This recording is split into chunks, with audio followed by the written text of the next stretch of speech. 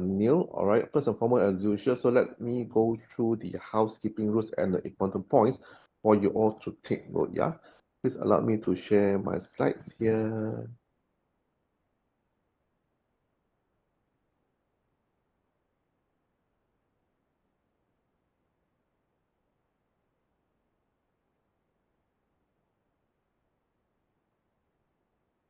All right, just a friendly reminder to everybody, yeah, please remember to mute your mic when not presenting or actively engaged in the ongoing discussion. In case that your mic has, you unaccidentally unmute your mic, please mute it back, yeah, in order not to cause any interruption during the presentations. Now, please join the sessions using an agency code, and your name is very important, yeah. So your branch is able to capture attendance for this afternoon. Of course, nevertheless, obviously for your CBD accordance, right? Now, only authorized corporate nominees are allowed to participate in this training. And be reminded not to share the training materials or any screenshot of this training on social media because of complex issue.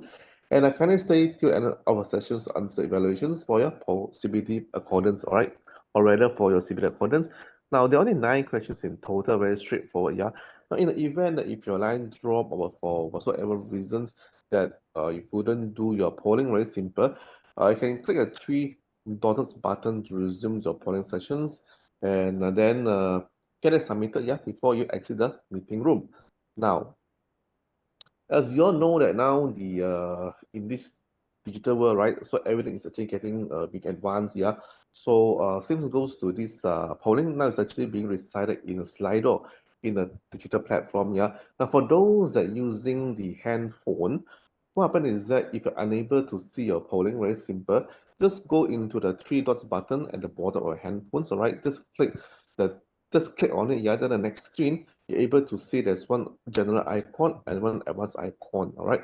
Just click on the advanced icon as pointed by this red arrow. Then the next screen, you're able to see with Slido. Just click on the Slido, then you're able to do your polling. Slido is actually, it's like a Superman, it's an S there inside with a green color cycle, very simple. Now, for those that using the PC or laptop, perhaps what you can do also, you actually locate for the 3 dots button at the bottom of your laptop on the right hand side. Yeah, just click on it. Yeah, then the next moment you're able to see it's actually a slider. It's a S. It's actually a green color cycle with S inside. Just click on the slider, then you're able to do your polling. Now, for some of you, yeah, so it's a bit blur here. This screenshot, yeah, you may find that your this polling the icon already resided at the bottom of your laptop on the right hand side, yeah. So in that case you just have to click on it, then do your polling, all right. You need to go through the 2 steps as I mentioned just now in order for you to to actually activate and do the polling, all right. Now the polling will look something like this for information. There'll be a question asked, there'll be scoring for you to select, things like that. Very simple and straightforward kind of the polling, I suppose. All right. Now, this is actually just I would say a reminder to encourage everybody to use our online management systems. Yeah. Now, this Fairman management is not owned by GGM. Yeah. It's actually has been in the market for many years. All right, quite established.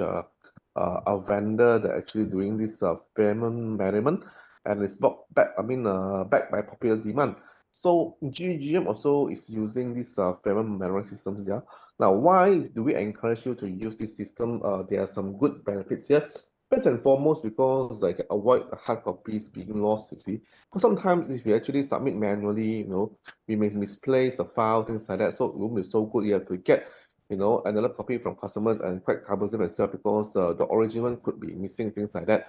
So thereby, it's always good once you have actually received the copies of the relevant documents. Yeah, just get it scanned into the management systems, so it will be stored permanently as a claims documents. Yeah, and any point in time, if you wish to generate your own claims report, yeah, it's doable under this management system. Yeah, just have to click a button, and the claims report will be generated according to the period that you wanted. Very simple and straightforward. Instead of you have to you know, manually actually tabulate it in the Excel, that will be very time consuming. So it won't be so good. May as well use this time, to focus on business instead. All right. Now, then at the same time, you're able to check the claim status from time to time from the systems. So there's another wonderful point of using this payment management system. All right. Now, other benefits of using management system will include to actually enable the claims personnel to immediately appoint adjuster if need be, or rather to immediately process the claims of a customers. I mean, that's very important because when claims occur, customers get very panic, get worried, yeah. So the sooner they get the money, the better it will be. All right. Now, it also enable you to submit all the documents according to your needs. All right, and also to actually avoid any emails as the claim examiner could be aware if you scan it and then manually email to the examiner. It could be on MC, it could be on emergency leave. So then it will cause some delay, not so good for the claims processing matter. Now, again, it's a very good thing because you're actually unable to print out all the letters that you send, all right, and kept in the system as a reference, which is a very good system. As for those that have not started using this management system, so I encourage you to actually check if your MO and let them advise you how you should sign up this management system. It's actually quite straightforward. It's like step 1, 2, 3, as simple as that. All right. Now, this is a very important notice. I'm sure that you all already know. Yeah, sorry to be grouchy because every time also when we have training, you actually see this reminder of Market Connect Essentials for intermediaries. All right. All right. Now, so please ensure that you all take note and put into practice because G is actually zero tolerance on non-compliance. So thereby it's very important for all the intermediaries to strictly follow all this requirement, yeah, this minimum requirement.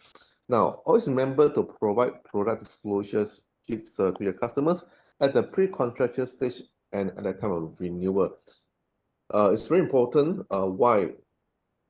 For example, right now, I believe you already know we have just launched a new product. It's called Great Home 360, yeah, which is actually unlike conventional householder and house owner policy because in this policy is actually also provide coverage for those gadgets like handphone, laptop, even those what do you call it, valuable things, yeah, that you are wearing, everything, yeah. Also, if you actually install the solar panel, then you get some discount on the premium payable, yeah, because this is the first time in history that GEG has come up with a product that support the ESG concept that's aligned with government initiative, yeah.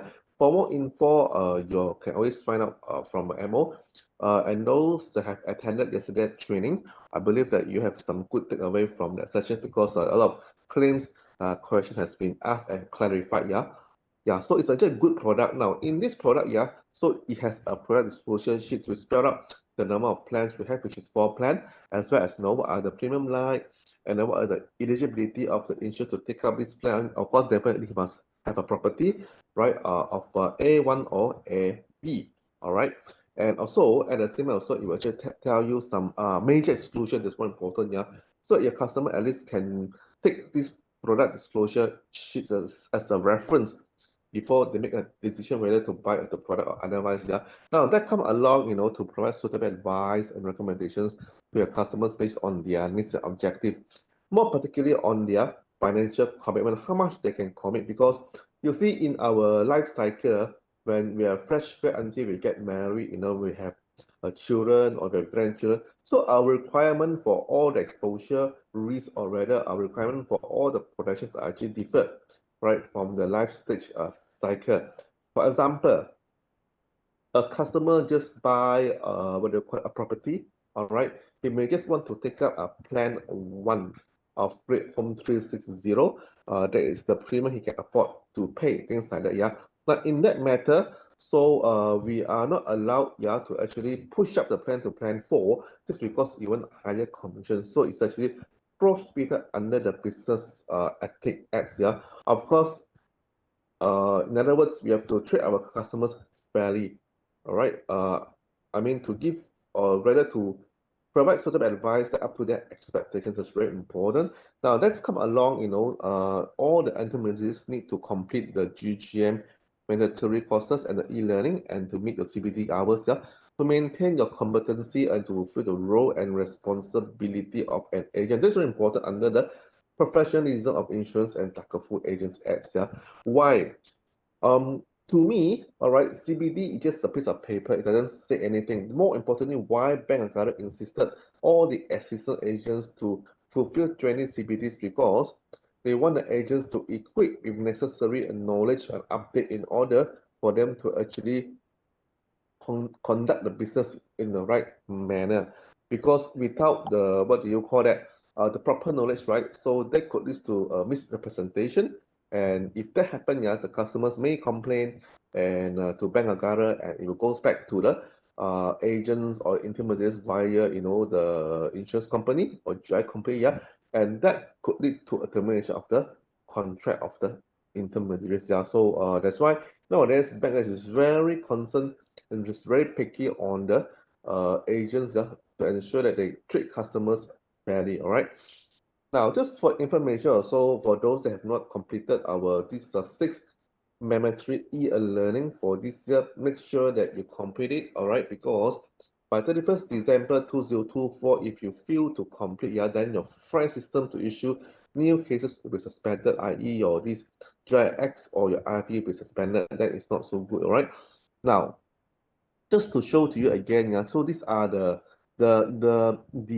blue color one are the mandatory e-learning, which if you do not fulfill by this end of the year, then it will be suspended, your front end systems. And also good because all these let me spell out, fair dealing, whistleblowing, anti-money laundering, anti-bribery corruptions, personal data protections, and PIDM. All these are very important topics that you need to actually update yourself. Yeah, that's why you need to update through e-learning. That's why you make it mandatory, because of the market changes that you need to keep yourself updated.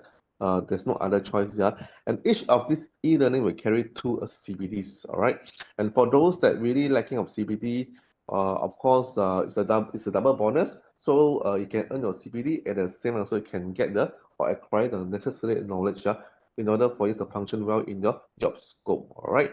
Other than that, of course, there are the optional e-learning you can do to actually update your knowledge, and for as well as those the product refresher for medical, personal accidents, motor, and fire as well for agents. All right. All right. I think basically, just let me check again.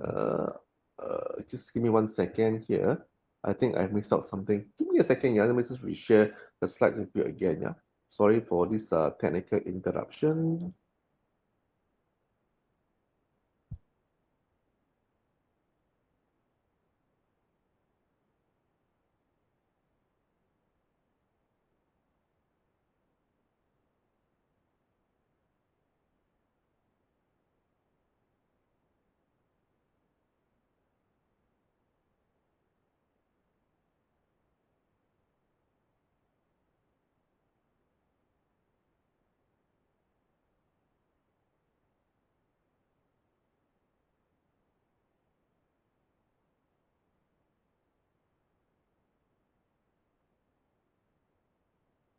All right, this is the one. Yeah, sorry, just now I missed out uh another part here.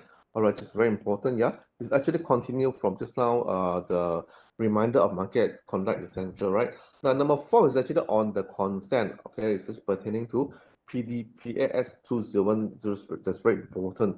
Now, for example, you know that we have launched 2 products here. One is actually on the Great Home 360, and another is actually Great Majestic. For example, let's say customer right now is actually keen, just bought a new property, with all the furnishing and fitting, of course, with some jewelry, with some Rolex watches, and with some gadgets, expensive laptop, a handphone, this, the as well as the watches, yeah. So in that case, of course, if he keen to apply for this Great Home 360, right, then of course he will give his consent to release his personal information to be filled in the application form. All right, to apply for this, so to speak, this insurance product, the home insurance product, right? Of course, if let's say it's being approved, then of course possible issue to customers. Now, if 3 months down the road, customer is actually said, oh, I also want to get, this a Great Majestic PA policy, from GEGM. It's actually a high sum insured PA, which can complement your primary policy, because these are the policy whereby, all right, it gives you a very, in a way that, a kind of the a high sum insured, that can give a higher protections, in a way, yeah. For example, if I'm a younger person, yeah, if I'm single and also staying with parents, yeah, I just bought a Great Home 360. At the same time, also, if it's affordable, I also want to buy a high sum insured PA, emergency PA, just to complement with my medical product, because my medical product it could be due to my younger age, yeah, so I'm able to get a very high PA coverage as a rider. Now, in that case, complement the medical product. Now, in that case, right, now the customers, we need to give you another consent for him to release his personal information to be filled in this Great Majestic application form. Yeah? So you cannot use the existing one, the Great Home 260, the information has been filled up, cut and paste into this new application. Says, no, you can't, yeah, because each consent is only for each purposes only. It cannot be served as multi usage of such consent. So please bear in mind. Now, another thing is that, so do not induce customers, to purchase or renew insurance products by misrepresentation or use of any sales brochure or illustration authorized by Great Eastern General Insurance. That is a no-no, right? That's going to the Financial Services Act 2013. Now, having lunch with customer in a once a blue moon or dinner once a blue moon, especially when, for example, the Great Home 360 is due for renewal. I'm talking about next year, due for renewal. So perhaps that this single person could bring along the friend, the girlfriend, and girlfriend also is a potential a business for you, because the girlfriend is actually driving a car, right? So we never know until by then, yeah. But however, we cannot actually buy a very expensive lunch because we want to induce this customer to purchase a product which is not wanted by him or her. So it's actually that become very unethical acts, right? And also do not actually exert undue influence or attract customers to purchase insurance products or demanding for insurance premium which is not imposed by the insurance company. Also, it's against the acts of Financial Services Act 2013. Yeah. I mean, in a way that sometimes, when we propose a product to customers, we need to give the customers some time, a thought of it, yeah. Then only, the customer come back to you, yeah, and you follow customers eventually to close the case, yeah. However, if we are unable to close the sale, so it doesn't matter, because at least you have done your part, to show your professionalism, integrity, and your competency to recommend a product which is he deserves to take up. Now, customer will always have this in mind that, whoever he think of when it comes to insurance, so you really want the first part of the success, all right? Because eventually, if you really want to buy a product from you, from this agent, right, she will actually get it from him or her, because the trust is being created right there, right? But we cannot be actually helping customers day and night because we want to close a case. That become very threatening to the customers, right? Which sometimes customers, if he find it educated or being annoyed, yeah, he can actually lodge a complaint to Bank Negara, and Bank Negara will actually come to GEGM, and GEGM will actually investigate further, all right, whether it's true otherwise, yeah. So not so good, because it could also lead to termination in such manner. All right. Now, so with this, I shall have completed my briefing. So now I pass it back to Neil. Neil, over to you. Yeah.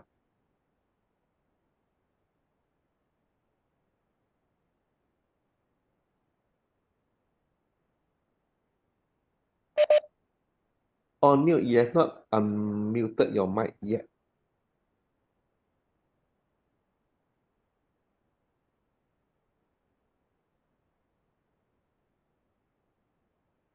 Sorry, apologies. The usual technical challenges when it comes to virtual, forgetting to unmute. My apologies, everybody. So, thank you once again, always, for joining. And thank you so much, Alex, for the introduction and wanting you all to make the most of this particular session now, and this will be our session on effective change management. Let me now share my screen. Let me just switch over here already.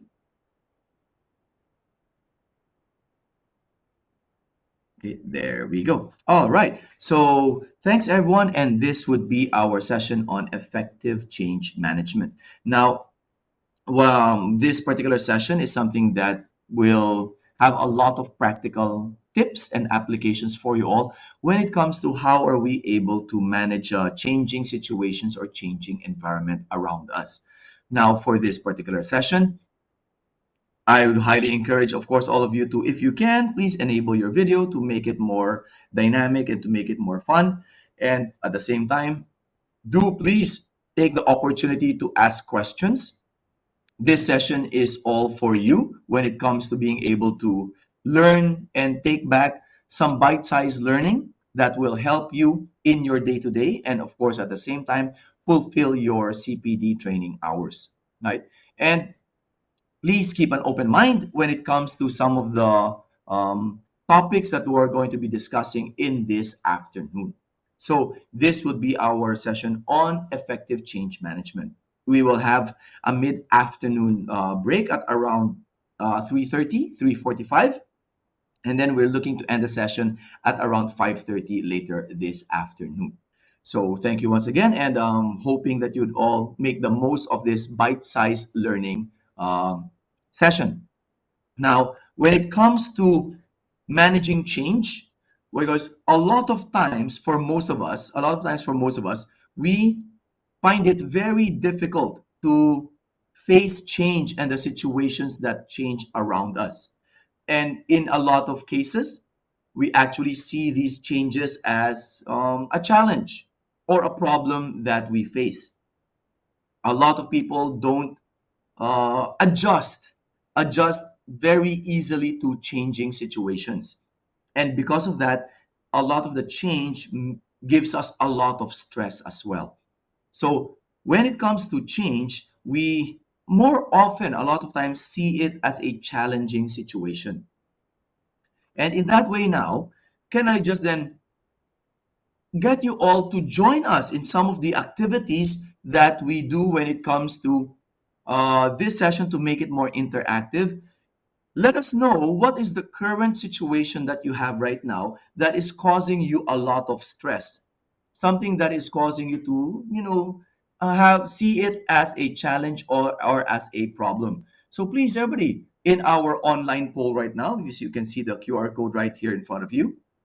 If you can scan this QR code with your handphone, you can join us in our online poll on what would be the challenging situations that you are currently facing right now. Let me also share you this poll in our chat right here. So if you want to join the poll using our WebEx chat, you can click on the link right here in our WebEx chat on and submit your answer. What are the challenging situations that you are currently facing? So please, everybody, anybody, let me know. It is totally anonymous. What do you see would be the situations that you're currently facing that you find it increasingly challenging, or as some would say, the problems that you're currently facing right now in your day-to-day? So let me now share some of the answers that are coming up on screen already. Let me show this right here. All right. So some of the challenges being submitted already right here. One would be for some of you submitting. And once again, you can click on the link. You can click on the link there in our WebEx chat so you can submit your answers, or you can also scan the QR code that I have shown earlier. So one of the answers right now already that's being difficult, the challenge that some of you are facing is the rising cost of living. As you all know, cost of living is steadily going up as the years go by. And this now becomes an additional challenge for all of us because of the stress to our finances, right? Another one is increasing work pressure, having to meet our quotas, having to meet our sales targets, and being able to handle all of the work that is currently happening right now. So for some of you, you can get to see as well this particular stress or challenge that you're facing. Some are putting in as well shortage of manpower. This is something that I am also facing with my own sales team. As mentioned by Alex, not only do I do training, but I actually do sales and marketing as well. And my team also had to reduce our sales staff. And because of that, it's also becoming challenging for me and my team to meet our sales targets. So, yes, I'm with you when it comes to this answer wherein one of you submitted. Another challenge for one of you guys is competition. There is increasing competition out there.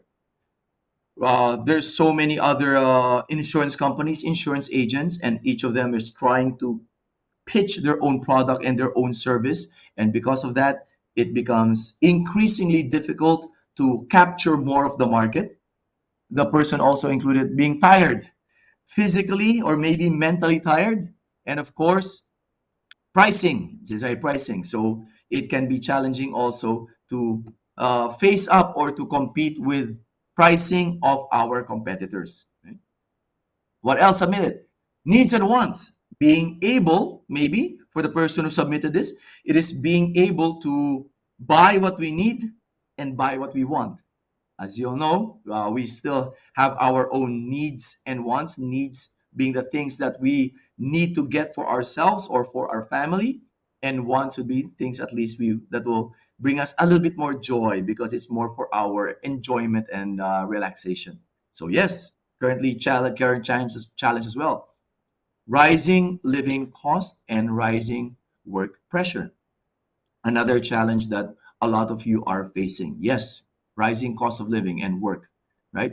Inflation inflation is slowly going up already as well. As all of you know, they are slowly reducing subsidies. One of the subsidies that have been taken out, one of the subsidies that have been taken out would be the we call this a fuel subsidy in terms of diesel. Unfortunately for me, I drive a diesel vehicle, a diesel pickup. And when they took away a good part of the diesel subsidy, I really felt it because before, when I pump 100 ringgit in my vehicle, I would have almost full tank, right? Now, my 100 ringgit pumped into my diesel vehicle, it's just around half tank already, just around half tank. So I really felt the inflation happening together with the higher cost of groceries. So yes, that is definitely something. Rising cost of living, definitely. That is a challenge that we all of us face. Oh, this is interesting right here. Marketer not supported enough for payment system cannot produce receipt immediately. Oh, okay. So some technical challenges. So some technical challenges when it comes to the work, okay, and technical maybe some technical limitations when it comes to our to the system being in place. So yes, that could be another challenge that we're facing as well. What else? Work pressure, like was mentioned earlier. Pressure, right? Definitely. So the pressure for us to be able to meet our targets. Lack of manpower helping us, definitely. Also mentioned before, the reduction of manpower. And yes, age catches up to all of us. I know what you mean in terms of age right there. I'm not as energetic as I was before, and I can get tired more easily now than before. So, yes, so these would be some of the challenges that we're currently facing. Thank you. Thank you for those of you who have shared your answers here in our online poll. Now, as you have shared, right, all of us would be facing challenges that on our day to day. Now, why did I want you all to share those challenges is because when it comes to facing our challenges, it all comes down to looking at things from a perspective. What do I mean by perspective? Perspective means that you look at something in a certain way, it will look like this. If you look at things from a different angle, it may look differently. Right? Here is an example about perspective. Here's an example about perspective. Optical illusion. Optical illusion or perspective. Please look at this image that you see right here on screen. Now, what do you see in this image? Do you see option a box on the floor in the corner of the room, meaning this entire image is a room. This dark gray here at the bottom of the screen is the floor. And these light gray here are the walls. And this in the center is a box pushed into the corner of the room. So, do you see option A, which is a room with a box pushed into the corner? Or do you see option B? Option B is this entire image is a box, and this portion in the center, this part in the center is a part of the box cut out, right? Cut out of the corner. So which one do you see here in this image? Everybody, can you please put your answer in this simple question of our image being viewed on screen? Put in our WebEx chat. Put in our WebEx chat, everybody. Which one do you see in this perspective image? Do you see option A? Type A. So type A in our WebEx chat. If you see option A, this entire image is a what I call this, a room with a box in the middle. Or do you see option B? Type in the WebEx chat. Option B would be this entire image is a box, and then the part in the middle, the part in the middle here, right? The part in the middle is a portion or part of the box cut out. All right, we're getting some answers. Adrian says, I see option A. GRT Consulting says option A. Sun Seng Insurance says option A. Yong Lin sees A, and then Man Hui sees A also. Interesting, huh? Interesting. A lot of you, pretty much all of you have submitted your answer here. See this as a room with the box pushed in into the corner of the room. Very interesting. Thank you. Thank you for those of you who have submitted your answer here in our first simple exercise. Why did I have you all see or do this particular exercise? Again, when we were talking about challenges, it comes down to perspective. When I say it comes down to perspective, for you, the challenge or the problem you're facing may be very difficult. And that is correct. That is correct from your perspective. But maybe from another person's perspective, it will not be as difficult as what they're facing. So it all comes down to where are we seeing the problems that we are facing coming from what angle or what perspective. So that is what we mean by this perspective. Why is that? Let me change your perspective a little bit. When I say let me change your perspective, we are facing, based on your survey, based on the survey that we have just done, you have submitted that we are facing challenges in terms of work pressure, in terms of inflation, rising cost of living, shortage of manpower, problems in terms of pricing and matching competition, and so on, right? Let me now share with you, everyone, as a different perspective, as a show of a different perspective. Let me show to you now what other people are facing as their challenge. Here in this, if I may show it with you, here in this first video, allow me to show you a BBC documentary video done in my home country in the Philippines. This was done just before the pandemic. It will show you the situation that poor communities in the Philippines are facing, and they are still currently facing. So this 3-minute video will give you an insight, another perspective of how the challenges of another community will be facing in a different part of the world. A little bit of a disclaimer that this video will have some very disturbing images because of very poor living conditions and unhygienic practices. So a little bit of a caution right there. Let's watch this video, please. Let me know, please, if the audio is not coming through from the video.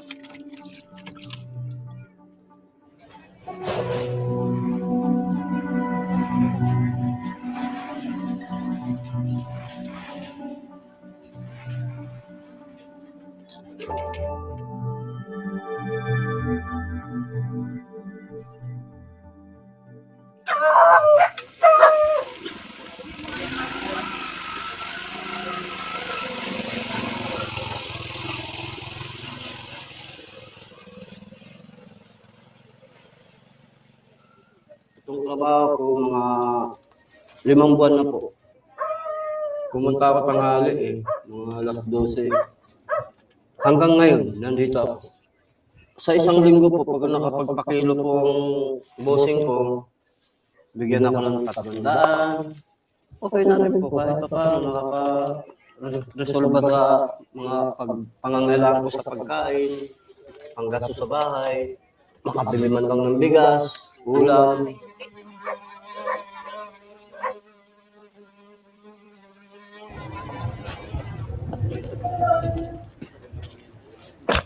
Kano to?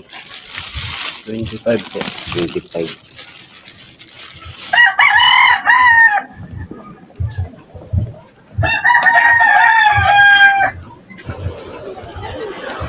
Pupunta pa ako ng palengke.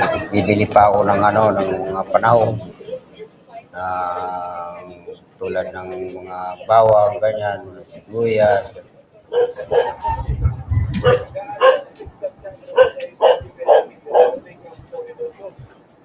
Pinipilihan ko siya. Yung tinatanggal ko yung mga buto mukha nito. Yan, ganyan. Tinatanggal ko yan.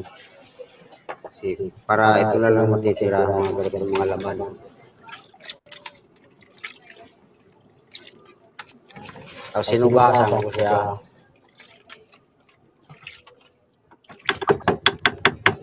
Pagkahugas ko, kumukulo na yung aking sarsado doon. Ilalagay ko siya.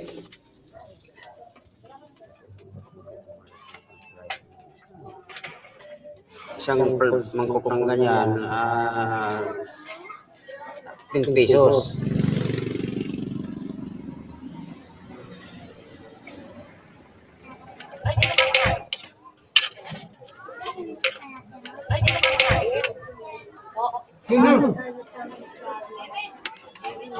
Kaya lang po ako kumakain.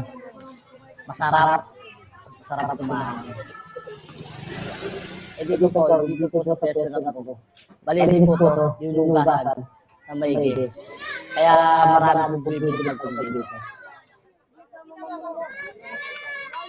Tibayan po lang si Pura kung kaya ng malinis o marumi. Kami sanay na po kami rito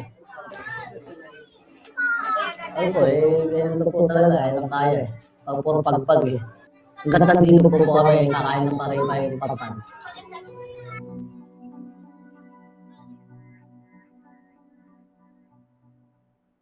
So everybody take a deep breath, let it out.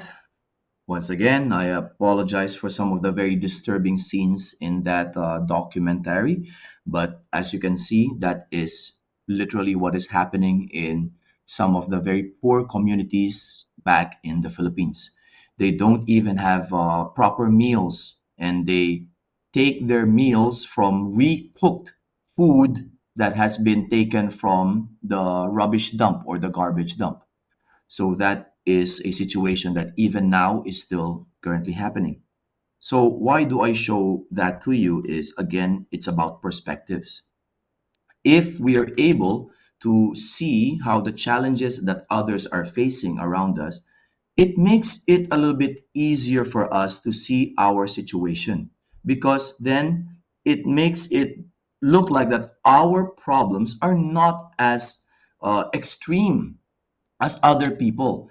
And if they can survive that, then most likely we can survive our own challenges as well.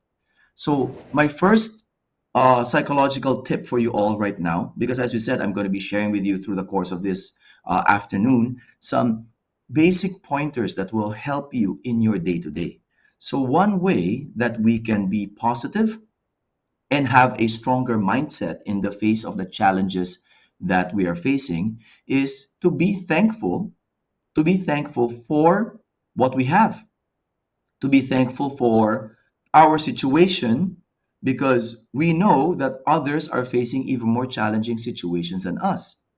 Just listening to the news in the last several days, you all remember that in the south and in the east coast, there are major flooding. There are major flooding that is happening in the east coast and even in the south of Malaysia. And that news tells us that a lot of people, hundreds, are losing their homes. They have to evacuate their homes and go to relief shelters because of the major flooding. So that is just an example of what's happening here currently in Malaysia.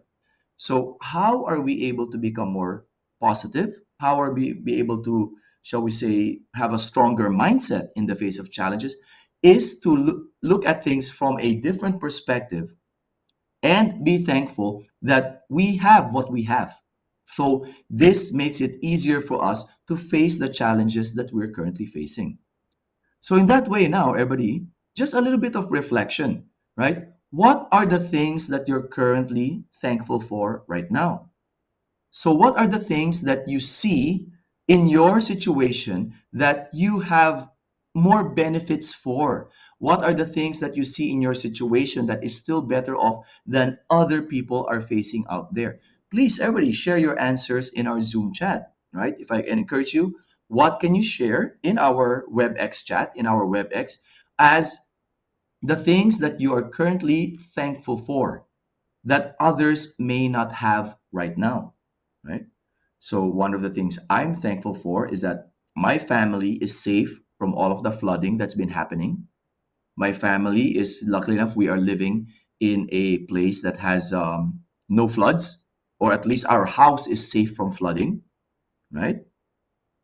What about you? What do you have? What do you see as something that you are thankful for when it comes to your situation, right? So think about those things, right? Think about those things. Thank you. What guys, Chong here saying that thankful for food. Thank you, Chong, and that's correct. We can be thankful that we have proper meals.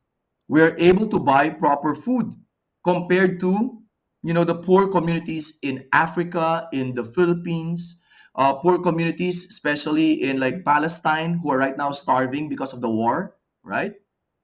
Chia is also saying food hygiene, having food that is properly cooked and that is safe and good to eat. Good, right? Woon Lee saying good health. That is something we should always be thankful for, having our health. Because right now, some of you may be hearing that there's a lot of rising cases of cancer. There's a lot of rising cases of pneumonia, and so on. So let us be thankful that we are healthy where we are right now. Chong is also saying, living a life in Malaysia. Could not be better said, Chong. I grew up and was raised in the Philippines, and that video that you saw, I literally passed by that community several times when I have to go to downtown, when I have to go to certain parts of Manila, and I actually pass by that community and I see the very poor living conditions of the really poor people in the Philippines. So yes, everyone, be thankful really that Malaysia is not third world country like my home country, the Philippines. Thank you for sharing that, Chong. Another Chong mentioned is food environment of your country. That is correct, actually. Chong, the food situation in Malaysia is way better than a lot of other Asian countries. So that is definitely something to be thankful for. That living here in Malaysia, you have better economy, you have better food conditions, hygiene, and even though we did mention about flooding, it's not as bad as the flooding and typhoons that happen in the Philippines. For us, the flooding is a yearly thing. For Malaysia, maybe not as bad as on a yearly basis lah. So definitely there. Chong, so I can enjoy good food in Malaysia anyway and in many places. That is so true. Actually, like Chong mentioned, one of the things that is I do love here in Malaysia, and because I am based here in Kota Damansara, been living here for the past 14 years now. Your food really is some of the best, really the best, right? And like Woon Lee says, you are here in Malaysia. It is a peaceful country, unlike other parts of the world that is going through war, that is going through fighting. So here in Malaysia, you don't have any of that. Those are good things. Those are good things to be thankful for. Malaysia, and Chong is saying Malaysia is the best place for living. Be thankful. I have been living here for 14 years now, and I totally agree. It's one of the best places to live. I have had the experience of living in the US because I'm Filipino, and a lot of Filipinos want to live and work in the US. So I got the opportunity to actually live for 3 years, live and work in the US for 3 years. But I'm now here on my 14th year in Malaysia, and I still see Malaysia as better than the US in so many ways: food, culture, and environment, and the country.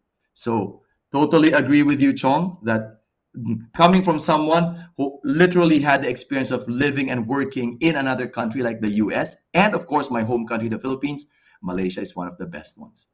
Thank you. Thank you for those of you who have shared your answers here in our WebEx chat. What are the things that you are thankful for?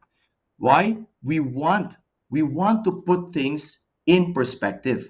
When I say put things in perspective, we have to start changing our way of thinking. When I say change our way of thinking, if you see a negative, if you see a negative situation, how are you able to switch it to become a more positive situation? So here now would be my next tip. Wherein, if you see yourself as having a negative experience, that negative experience will influence your belief about something. Like, ayo, inflation going up la, cost of living going up. How I call this?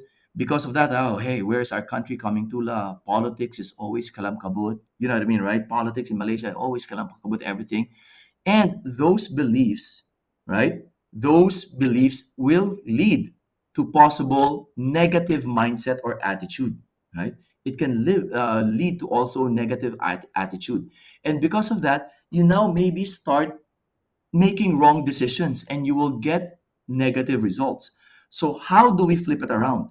When you face a negative experience or a negative situation, how you flip it around is look at that situation and try to find where are the positive things in that situation.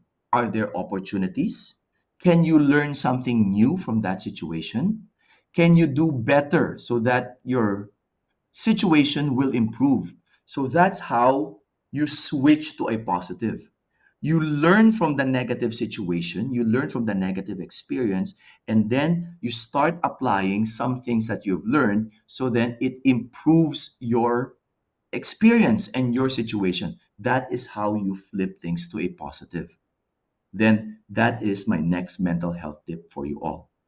Flip things from a negative to a positive by learning from it and looking for opportunities, looking for possibilities, right? Because when it comes to mental health, right? Okay, when it comes to mental health, when it comes to being able to achieve what we want, right? We must always look at what are the choices we have. We always have a choice. You always have a choice. Your choice would be, would you look at things from a negative perspective, or will you start looking at things from a more positive perspective? That is your choice, right? Because one of the realities that we must always accept is that change always happens. And when I say change always happens, it's a fact of life.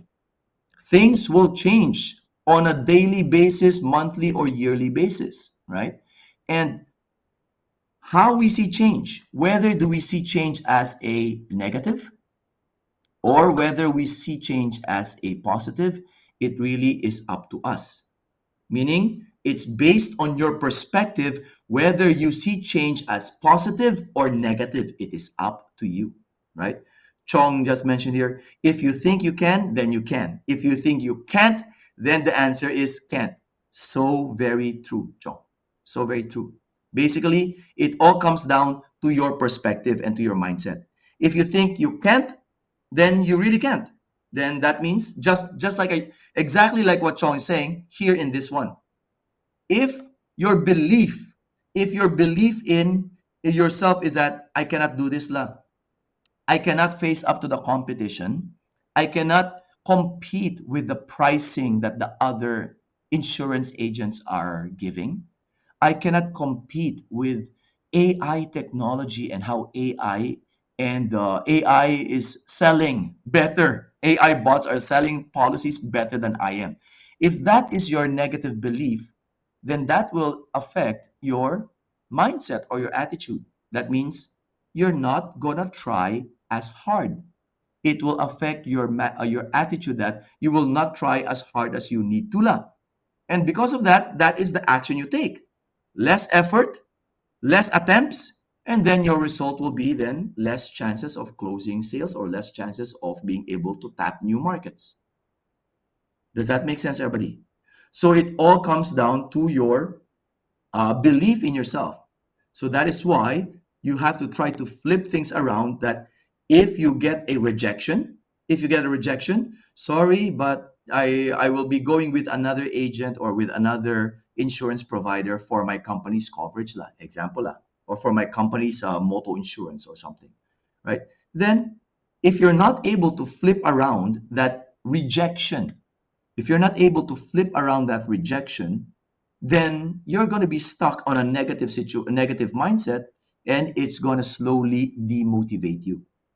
And if you start getting demotivated, then this will happen. And before you know it, if you're not careful, you might even get into a depression. So be very careful. So flip things around, right? And it's your choice on how you see change, whether the change is going to be a negative change for you or whether you see it as a positive. Now, let's go back a little bit and lighten things up. Let's look at change in technology.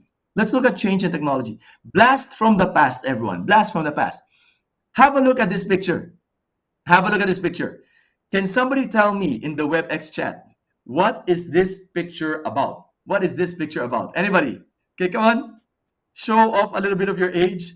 Can somebody tell me in the WebEx chat, what is this picture right here? Oh, Chong, very good. Cassette. All right. Correct, Chong. Rejection is more, we learn more. Correct. Yeah, that's very nicely said, Chong. We learn from the rejection. Adrian also saying cassette. Okay. Yeah. So correct. It's a cassette. What is it used for? Come on, add to that. What do you use cassettes for? Come on. Tell me what is a cassette for? Come. Wow, really blast from the past. Ooh, very good, Chong. Recording. Adrian also correct. Music. Very good. Very good, Adrian. Very good, Chong. So it is used for recording music. Either you store music in the cassette or you record your own music. Very good. So now, it is obsolete. No one uses cassettes anymore. Why? What do you use now? What do you use now to play music? Anyone? What do you use to play music? Put in the WebEx chat. What do you use to play music nowadays? Nobody uses cassette anymore. Correct. Like John says, now you can store music in a pen drive or something like this. Oh, you can store music in something like an SD card, right? Or in a pen drive. You store music there.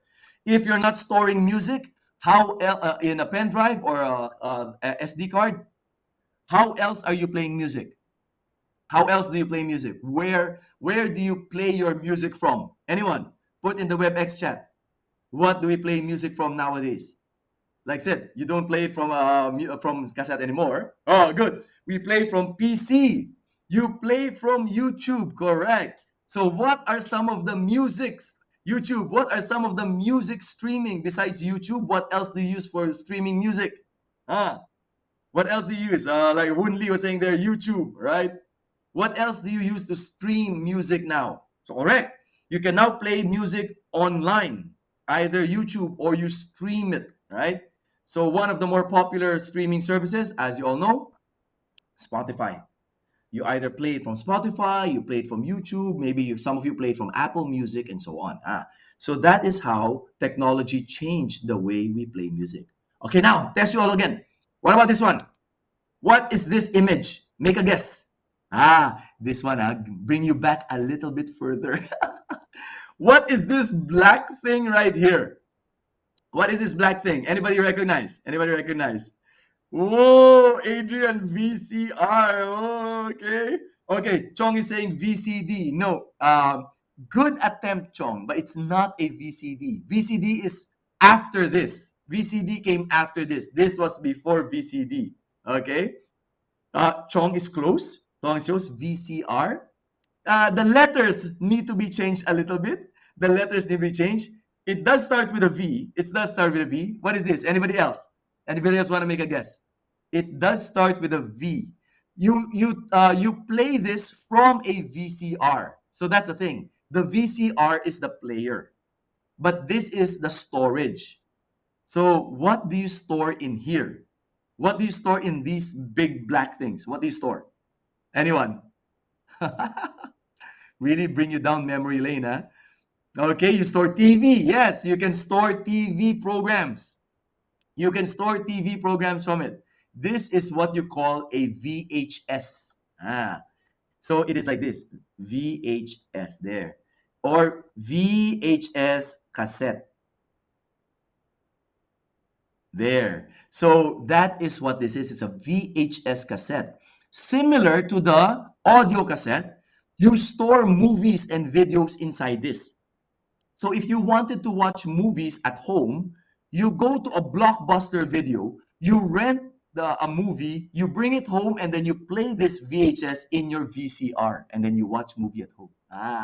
Nowadays, what do you? Wow, very good, huh? Yes, for recording movies, correct, Woon Lee. You also use this to record movies. So if something is playing on TV, right, you connect the VCR to your TV, and then you record movies. Or you have a video recorder, the big one. You have a big video recorder, and that's where you store your home movies, your memories and everything. What do we use now? We don't use this anymore. It is definitely obsolete. What do we use now to play? Now DVD. Chong, moving up. Exactly. DVD. But even now, do you still play a lot of DVDs? Where do you take your movies and your TV shows now from? Right? Not a lot actually use DVDs anymore, right? DVDs also started going extinct in the last 5 years. Cloud, correct. You play things maybe from the cloud. What else? Yes, very good one, Lee. You play it now from Netflix, iFlix, the cloud, Prime Video, HBO Max, and of course, you still have your YouTube la. Correct, everybody. So now, you don't even have to have a physical item like a DVD to play movies or TV shows. You can now just go online and stream it. That is how technology has also changed the way we watch our videos. And bring you back again, way back in the 2000s, if they have to take video coverage from the air, because either they're filming a movie or they're showing traffic conditions or their news coverage from the air, you literally had to take a cameraman, put them in a helicopter, and have them go over the scene. Now, what do we use now to take aerial overhead footage of videos? What do we use now? No need cameraman or helicopter. No need helicopter anymore, right? What can we use now to take video from the air? Either to take video to film our holidays. You know what I mean? What do you use nowadays? Anyone? Some of you probably have it. Some of you probably have it in your home. So what can you do? Can you use now to film video coverage from the air? Yes, very good. Very good, YBN, and very good, Adrian. You now can take and use drones, right? Drones is something that you can buy, and they can be very cheap nowadays. They can be very cheap nowadays. You can buy drones and then connect it to your handphone, and you can be on holiday and have your drone take a nice aerial footage of your beach, the beach that you're in, and you're enjoying your holiday, taking a scene from it all the way from the air, right? So drones now can literally replace a helicopter and cameraman shooting videos from the air. So these are just some examples of how technology has changed the way we do things, the way we live our lives in terms of music and videos. Let me now take your attention to something very, very relevant for us nowadays. In this one industry alone, the handphone industry, right? Let me show you this video here on the lower left. This video in the lower left will show you the different changes in handphone leaders throughout the decades. Let's watch this, everybody. Let's have a watch and see. Look, in 2001, Nokia was the leader in handphones, having 35% global market share. In 2005, Motorola starts gaining more lead. Samsung comes into the picture and is now gaining market share. By 2006, Motorola losing market share. Samsung moves up to the second place. We jump to 2010. Apple comes into the picture. Apple now is on the scene, climbing up the ranks in 2011. Huawei comes into the picture. BlackBerry RIM comes in but loses already after 5 years. Now Samsung takes the lead in 2012. Nokia continuously losing market share. And now Nokia is replaced by Microsoft because they made a partnership with Microsoft. Lenovo comes in by 2014. Apple now second place in 2014. Huawei moving up now in 2015. Xiaomi comes into the picture. Right? Vivo and Oppo now appear as well. And in 2016, Samsung maintains the lead. Apple still a close second in 2017. Huawei rising very quickly in 2017. And Xiaomi moving up. By 2018 and 2019, Huawei overtakes Apple. And Apple still in the top 3. But they are now at third place. So this video stops you at the 2019, but it gave you a little bit of an idea on how markets changed and how leading brands like Nokia, right at the height of their business, lost ground totally. Nobody even, I'm sure none of you, I'm pretty sure none of you still has a Nokia. If you're keeping one, it's most likely for sentimental reasons lah. Know what I mean? Nokia is still alive. Barely alive. But they're still there lah. You can still buy a Nokia phone, a smartphone if you want to lah. So they're trying to revive the brand. So Nokia is now a business case study of what not to do in running your business. Why? Because they had billions. They had a budget of 2 billion in research and development. They had a global market share of 35%. 35% of the entire world was using a Nokia phone. Despite all that money, they made so many wrong decisions. They were not able to adapt to the changing customer and market trends, and now they're gone. They're not gone, but they're basically no longer a market leader. So this is just one example of a business, a brand, a very popular name brand, who could not adapt to the change effectively. So what are some of the other brands? This one. Anybody recognize this picture? Anybody know what this is for? Again, I'm testing your memory. I'm testing your memory. See if you recognize this and do you know what it's for? Anyone? Chong, Adrian, Woon, right? Maybe I don't know how old or young you are, lah. But here is one example of a picture that used to be very big. Oh, Woon Lee, very good film. Very good. Must change and upgrade our mindset. Very nicely put, Chong. Very nicely put, Chong. Chong has a very nice insight there in the WebEx saying that we must change and upgrade our mindset. That is so true. That is so true. Nokia was not able to do that. Their leaders was not able to, and that's why they got left behind. So yes, Lim and Woon, correct. This picture is a film for your film-based camera. Before digital cameras, and your handphones, right? You had to load film in your camera to take pictures. So no more. Kodak are the leader before, no more. Now, if you had to buy music, you had to go to Tower Records in order to buy your CDs of music, your cassettes, right? Tower Records, no more. Closed shop long time ago, right?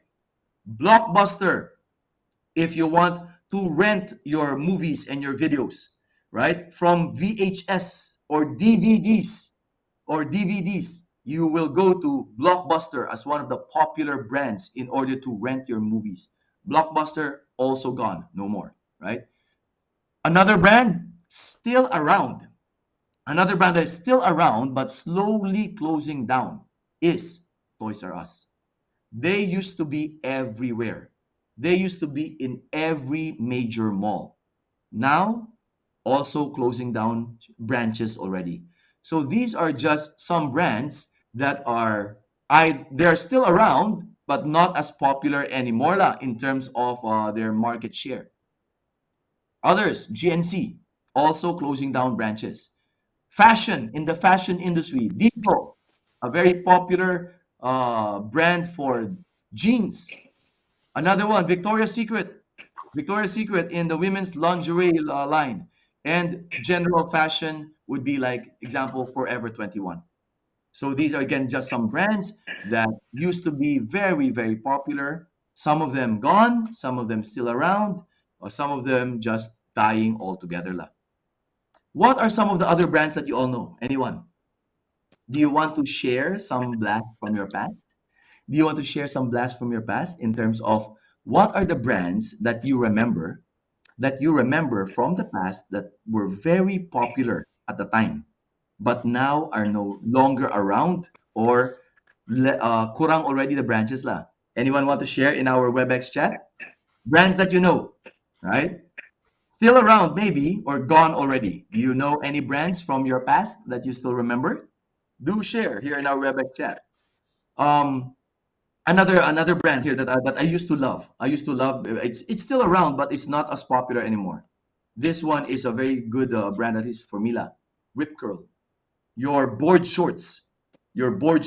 Right? Wherein if you just want to wear some very fancy looking beach wear or attire, Rip Curl was a very good one. We call this Woonly saying Levi's. That's a very good example. Levi's, if you had Levi's jeans a couple of decades ago, people really look, whoa, that guy's spending for his jeans wear, because Levi's was popular and a little bit on the expensive side. Now, not as popular anymore. So that's a good example of a brand, Woonly, in terms of a fashion brand that used to be very popular, Levi's. Very good, right? So thank you. Thank you for those of you who have participated in terms of like what are some of the brands that have been popular before. Now, everybody, can we change things up a little bit right now? Let me now have you watch this very interesting video. This is called Who Moved My Cheese? Now, this originally was a comic book. It is a business motivational comic book. It was published in the late 90s. It became so popular because of how relevant it was when it came to effective change management. So they made a short video about it. They made a short video about it when it comes to what we call this, how to effectively manage change. So let us watch this video, right? This I broke the video into three parts, three short 5-minute segments. And to make things fun, after watching this short segment, this first part, we'll do an online game quiz. An online game quiz on how much you remember from the first 5-minute segment of the video, right? So let's watch this video and you will get to see four main characters. Four main characters from the video. You will get to see two mice named Sniff and Scurry, and you will get to see two little human beings. Two little human beings named Hem and Haw. And you will see them as how they react to the different changing situation around them. Let's watch this 5-minute clip, everybody, and then let's do a quick online fun game quiz. Let's watch this, everybody. That cheese, where is it? Move that cheese, why is it gone? So snip it out, let's find it. There's something better and scurry along. Go get me some of that new cheese. Go get something better. Well, move that cheese, where is it? Move that cheese, why is it gone? Move that cheese, where is it? Who moved that cheese, why is it gone? Once long ago, in a land far away, there were 4 little characters that lived in a maze. 2 were mice named Sniff and Scurry. And 2 were little people, the size of mice. Their names were Hem and Haw. As different as the mice and little people were, they shared one thing in common. Each morning, they put on their running shoes and raced into the maze to look for their favorite cheese. Cheese being whatever was most important to them, what nourished them and made them happy. For Sniff and Scurry, cheese was just cheese. But for Hem and Haw, cheese was more than just having something to eat. Finding it was a way of getting what they thought they needed. To them, cheese represented having security, or good health, or material things, or whatever they believed would make them happy. For Haw, cheese meant living in a beautiful cottage with a loving family on Cheddar Lane. To him, cheese meant being a big cheese, owning a mansion atop Camembert Hill. Sniff and Scurry had good instincts. Sniff would smell out the general direction of the cheese, and Scurry would race ahead. But Hem and Haw had complex brains with beliefs and emotions that made finding their way in the maze more complicated and challenging. Rather than trusting their instincts, they relied on guidebooks and maps to help find their way in the maze. In their own way, all 4 characters discovered what they were looking for. Eventually, each one arrived at Cheese Station C and discovered their own special cheese. Sniff and Scurry woke early every day and ran the same route through the maze to Cheese Station C. However, Hem and Haw woke later each day and strolled slowly over to Cheese Station C. After all, they knew where the cheese was and how to get there, and they assumed it would always be there. This is fabulous. I'm so happy. There's enough cheese here to last us forever. Hem and Haw put away their running shoes, thinking they wouldn't need them anymore. They felt very secure in their familiar surroundings. Haw even decorated the walls with sayings. Having cheese makes you happy. Hem and Haw became very comfortable in Cheese Station C. They were not paying attention to what was happening around them. Meanwhile, Sniff and Scurry inspected the area each morning. They noticed the changes that were taking place. They kept their running shoes around their necks so they could get to them quickly whenever they needed them again. One morning, Sniff and Scurry arrived at Cheese Station C and discovered there was no cheese. They were not caught by surprise, since they noticed the supply of cheese had been getting older and smaller. The mice did not overanalyze or complicate things. The situation had changed, so Sniff and Scurry changed. They were soon off in search of new cheese. Late that day, Hem and Haw arrive and are startled at the sight of an empty Cheese Station C. What? No cheese? Who moved my cheese? It's not fair. What'll happen if the cheese isn't here tomorrow? All my plans are based on the cheese being here. Hem's and Haw's behavior was not very attractive and kept them from succeeding, but it was understandable. Finding cheese wasn't easy, and it meant a great deal more to them than just having enough of it to eat every day. While Sniff and Scurry had changed, Hem and Haw continued to, well, hem and haw. Hem? Where's Sniff and Scurry? Do you think they know something we don't? Nah, they're just simple mice. We're little people. We're more complex and smarter. We're entitled to our cheese. We don't seem to be acting smarter at the moment. Sniff and Scurry are probably in the maze looking for new cheese. Maybe we should simply get going and look for some new cheese too. Oh, no, I'm going to get to the bottom of this. I want things to be just the way they were. Aha! Okay, so everybody, there you had Who Moved My Cheese Part 1. So what we'll be doing now, let us have a fun Kahoot online game quiz. Okay, so how does this play? Everyone, I will be showing you all the question here in our shared screen. And then at the bottom of the question would be the multiple choice answers.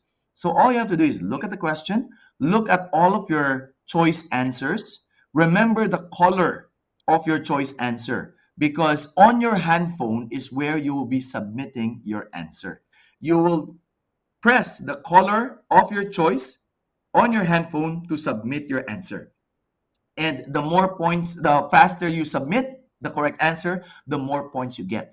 You can also join on your web browser. When I say join on your web browser, is that if you are using your PC, you can switch screens now. Switch screens would be on one screen, you can have our WebEx, so you can see the question and the answers. And then on another browser, you can have your Kahoot browser to submit your answers.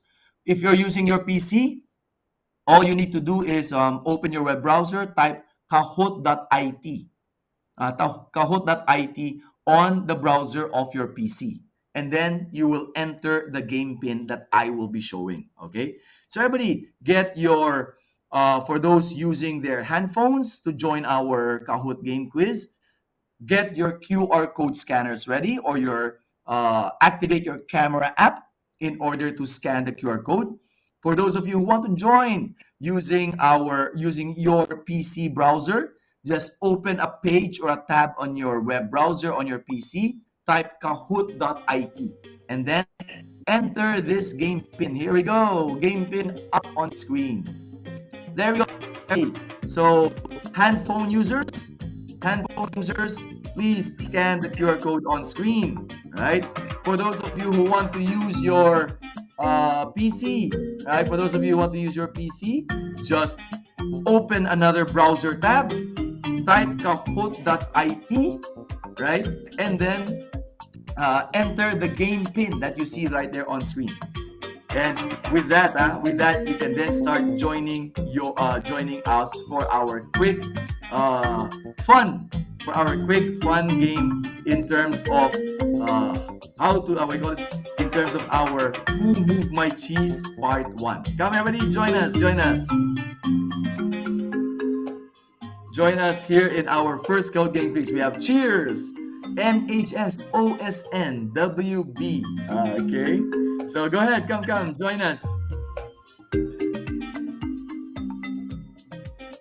All right. We got cheese. We got TCC. Okay, we've got 7 players in. Who else would like to join? Join us for a fun Kahoot game quiz. Come, anybody else? All right. Okay, so for our first 7 players, here we go. First 7 players. Who Moved My Cheese Part 1. 4 questions. All right, so first question number 1. For Hem and Haw, what does the cheese represent? So for Hem and Haw, the 2 little humans, what does the cheese represent? Look at the answers, select your chosen answer. Come everybody, what do y'all think? Come. 5 more seconds. Here we go. Select your answer. All right. Okay. Correct answer. All of the above. So everybody, be a little bit careful. Read all of the options because in this first question, what was the cheese representing for the two little human beings? It was material things. It was what they needed. It was having security. They said all of this. So the correct answer is all of the above. So one person got the correct answer. Oh, not bad. One person got the correct answer. Let's look at who got the correct answer. OSN. Oh, well done, OSN. All right, here we go. Question number 2. Ready? Question number 2. Why were Sniff and Scurry not surprised when the cheese was gone? Why were the two little mice not surprised when the cheese was gone? Read through the answers carefully. Okay. Why were the two little mice not surprised when the cheese was gone? Come. Let's see. Whoa, wow, very good. Majority got the correct answer. Pretty much most of you got the correct answer. Said in the video, they noticed the changes taking place. So they were not surprised when suddenly the cheese was all gone because they did take notice that changes were happening. Very good. Let's look at the points now. In the lead, we have OSN, followed by Cheers, WB, and then Cheese. Cheese right there, and Chong. Okay, good. All right, here we go. Question number 3. Ready? What should we do if there's no cheese where we look? What should we do if there's no cheese where we look? Look at the answers carefully. Come. What do y'all think? What should we do if there's no cheese where we look? What do y'all think?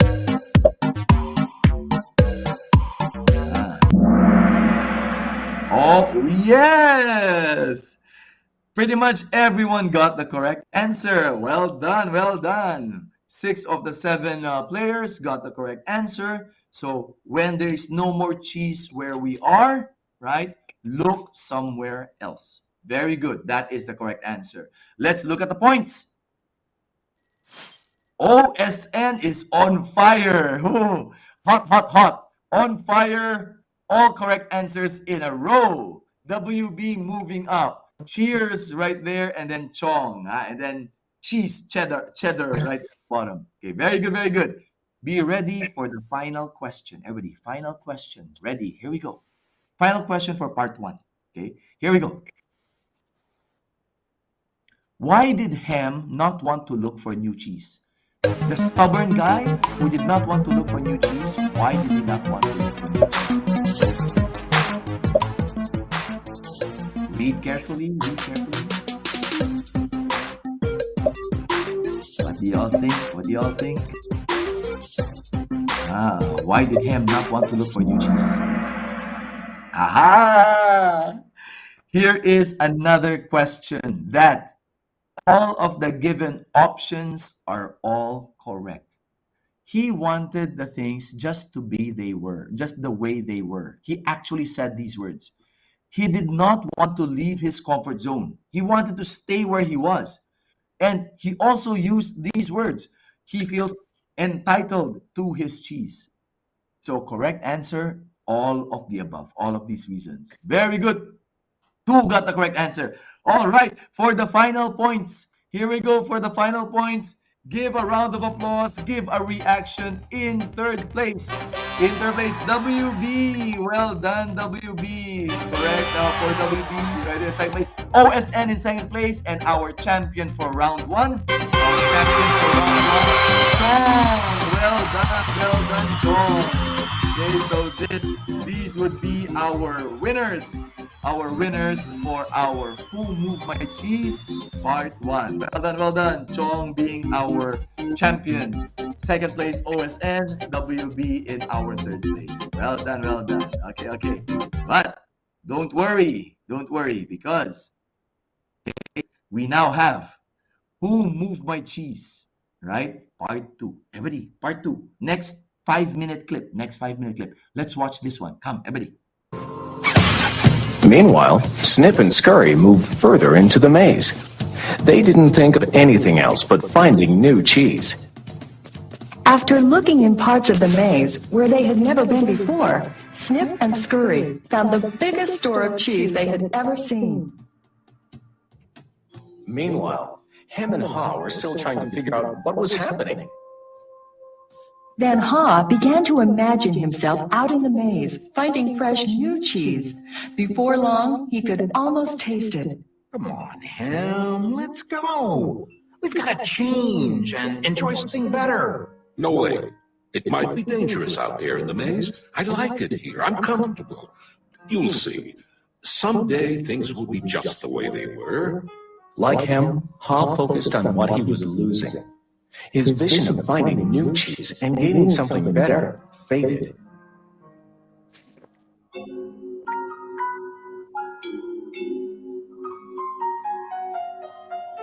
So every day, Hem and Haw went from their homes to Cheeseless Station C and returned home again with empty bellies, full of nothing but stress. They tried to deny the change that had happened, but found it more and more difficult. Their homes were not the nurturing places they once were. You know, if we just try harder, maybe we'll discover the cheese is still here. So Hem and Haw worked longer hours, but still they did not find their cheese. Haw was beginning to realize how hard they were working without success.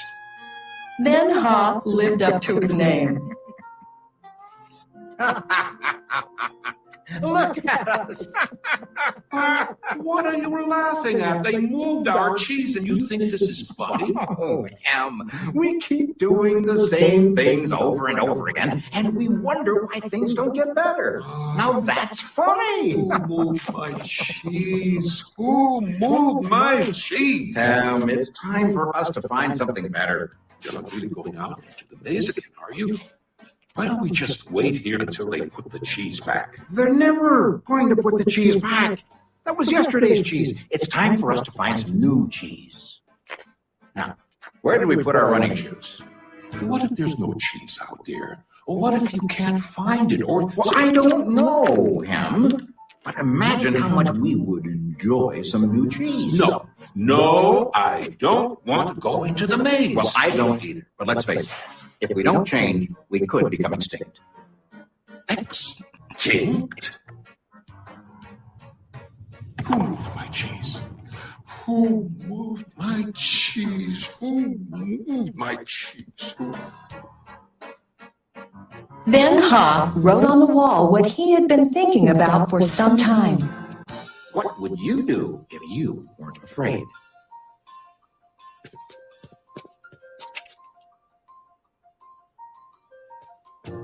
It's maze time. Time for new cheese. Then Haw jogged into the unknown. He soon realized the unexpected can happen. Oh, that's gonna leave a mark. Haw picked himself up and got back on course.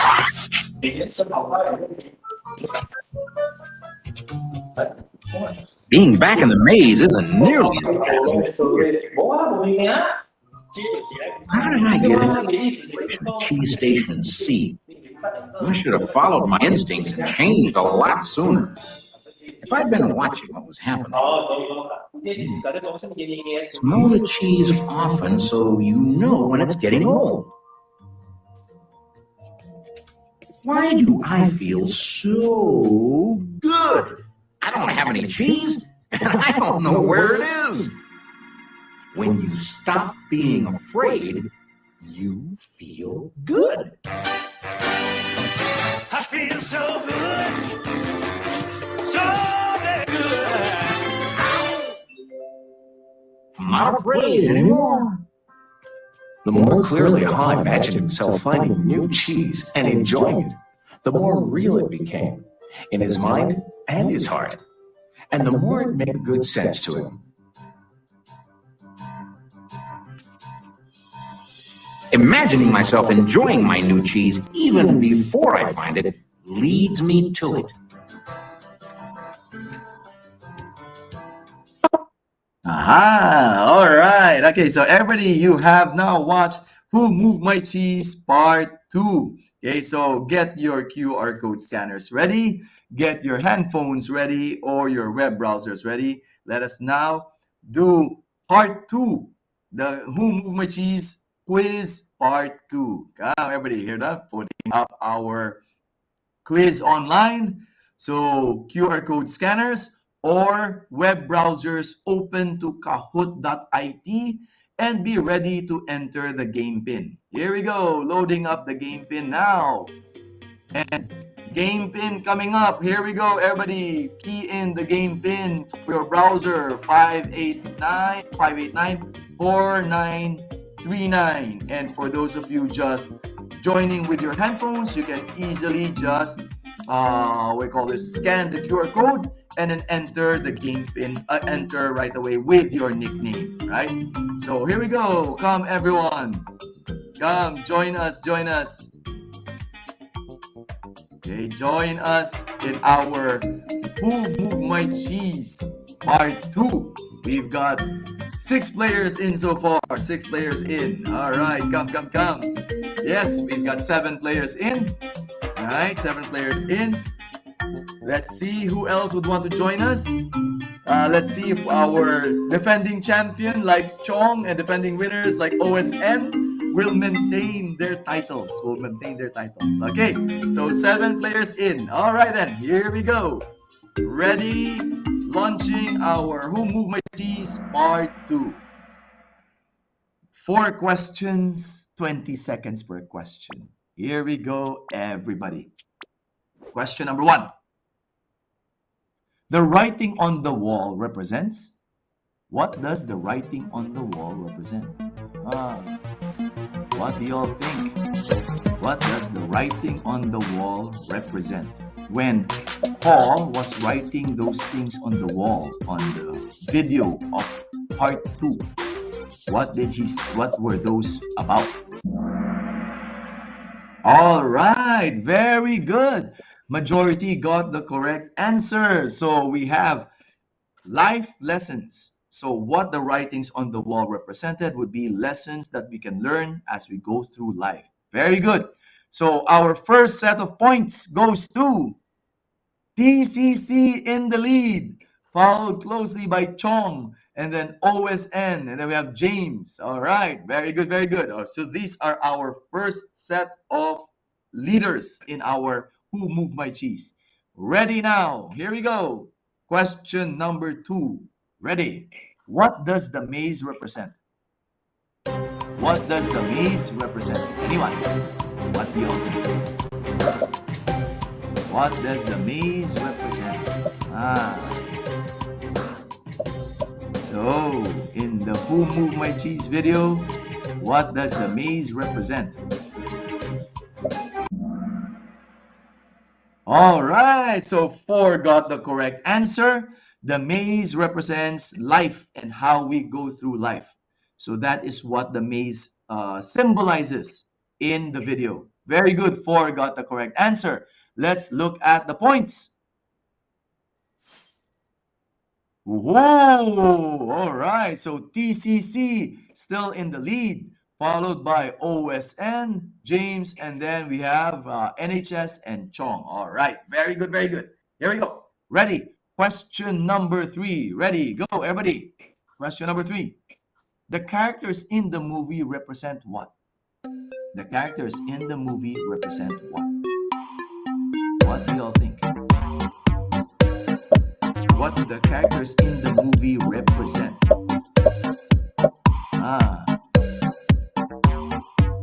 Interesting question. Aha! So, the characters in the movie represented different reactions to change, right? As you all saw from the characters, Sniff and Scurry immediately adapted to change. They went and tried to find new cheese. And then Hem and Haw Hem and Haw, the two little humans, they both had different reactions to the change happening around them, with Hem being very stubborn and wanting to stay back. So that is what the characters represented in the movie. Okay, let's look at the points. Oh, TCC still holding on to the lead. OSN also now with an answer streak on fire. NHS in the third place, Chong and then James. All right, very good. Be ready for the final question. Here we go. Final question, everyone. Why is it scary to move through the maze? Why is it scary to move through the maze? What do you think?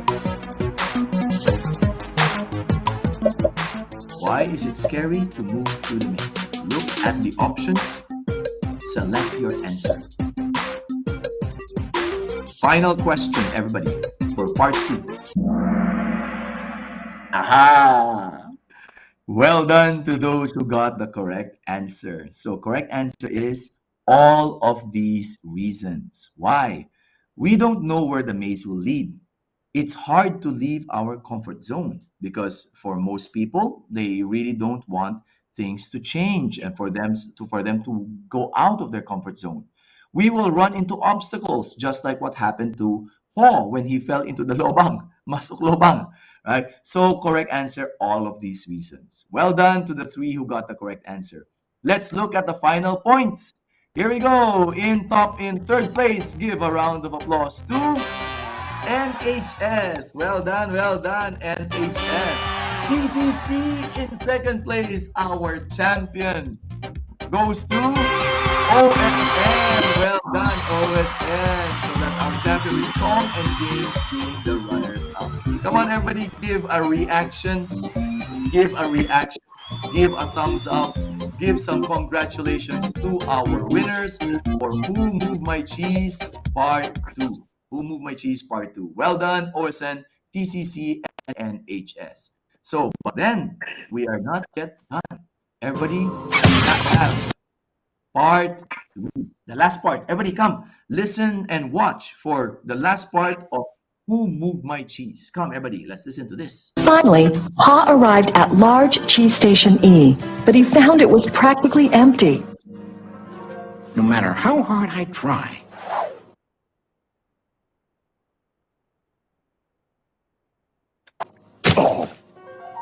I guess I'm just too late. if only I had changed sooner, I might have found a lot of new cheese here. Ha did find several delicious morsels of cheese. It wasn't much, but it was enough to keep him going. I've got to go back to him and let him know there's some new cheese out here. Ha followed his handwriting on the wall, back to cheese station C.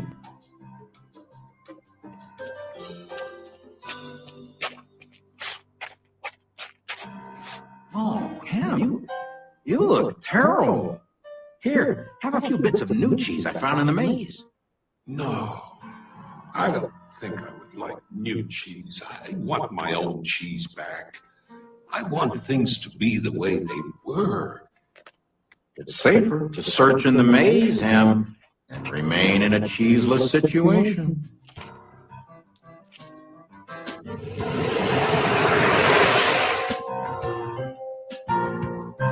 Ha now knew that his friend Ham's negative thoughts robbed him of his confidence.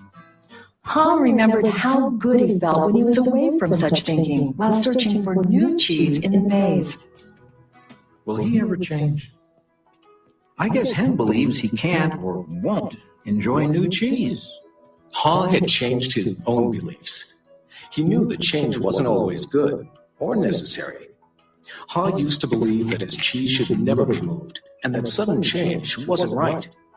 Now he realized that most change didn't happen all of a sudden and that it could lead to something better. He now knew it was good to go into the maze to find new cheese. When you change what you believe, you change what you do. Ha found bits of cheese here and there. He hoped that Hem might see the need for change and find his way through the maze by reading the handwriting on the wall. and follow the markings Haw left for him. He kept hoping his good friend would change. Now Haw had let go of the past and was adapting to the present. He was pursuing his sensible vision, seeing himself finding new cheese.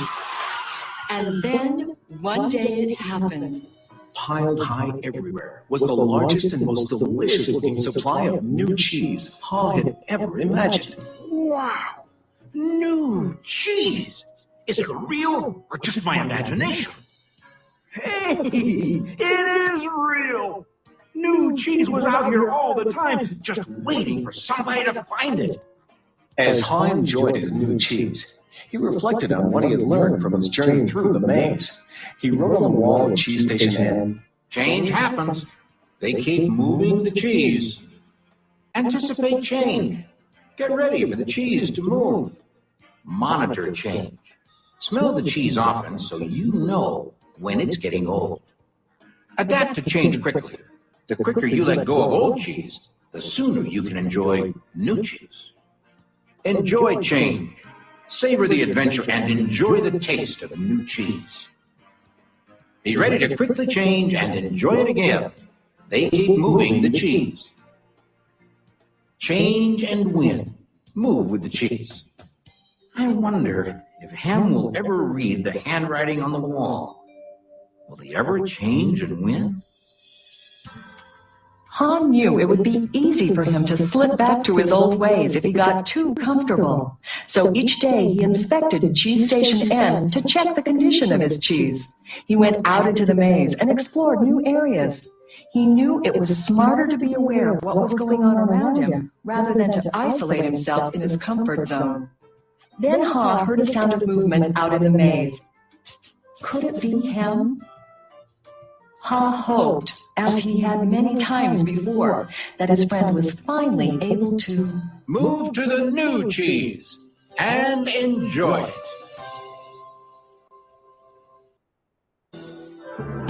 Or is it a new beginning? Aha! All done! So everybody, there you just had the completion of the last part of the video, which is Who Moved My Cheese Part 3. So everybody, come on, handphones ready, web browsers ready, be ready to join us for our last Kahoot game quiz on Who Moved My Cheese Part 3. Open your web browsers to kahoot.it. Enter the game pin shown on screen right now. And for those of you using your handphones, just scan the QR code. All right, come everybody. Here we go. Let's see who will be the defending winners right now. Who will be the defending winners? Come. We've got 3 players in. Who else will be joining? Okay, we've got 5 players. Okay, we've got another player coming in as well. Come, let's see. Anybody else? What about J, TCC, NHS? Okay, we got some familiar names right here. We got some familiar names. All right then, 6 players. Anybody else want to join in? Come on, everybody. Anybody else? Last call for players. All right then. Here we go for Who Moved My Cheese Part 3 launching. Ready for the last set of questions on Who Moved My Cheese. Come everybody, let's see it. What is the benefit of going into the maze? So what is the benefit of going into the maze? So for Sniff and Scurry and for Haw, the human who went out onto the maze, right? What was the benefit of going out into the maze? Come. Here we go. Join us. Submit your answer. Look at all of the questions. Yes, very good. Everybody got the correct answer. So the benefits of going into the maze are all of the above, right? All of the above, meaning that you'll find new cheese to enjoy, just like the Sniff and Scurry and Haw. You will learn valuable lessons, just like Haw realized when he was going through, and of course, new adventures. Very nicely done. Good job, everybody. Now let's look at the points. Chong in the lead, followed very, very closely by 2 points only by OSN. And then we have NHS, Jade, and TCC. All right, all right. Okay, here we go. Ready, huh? Question number 2. In the movie, which one is not a learning? Reverse question, huh? Reverse question.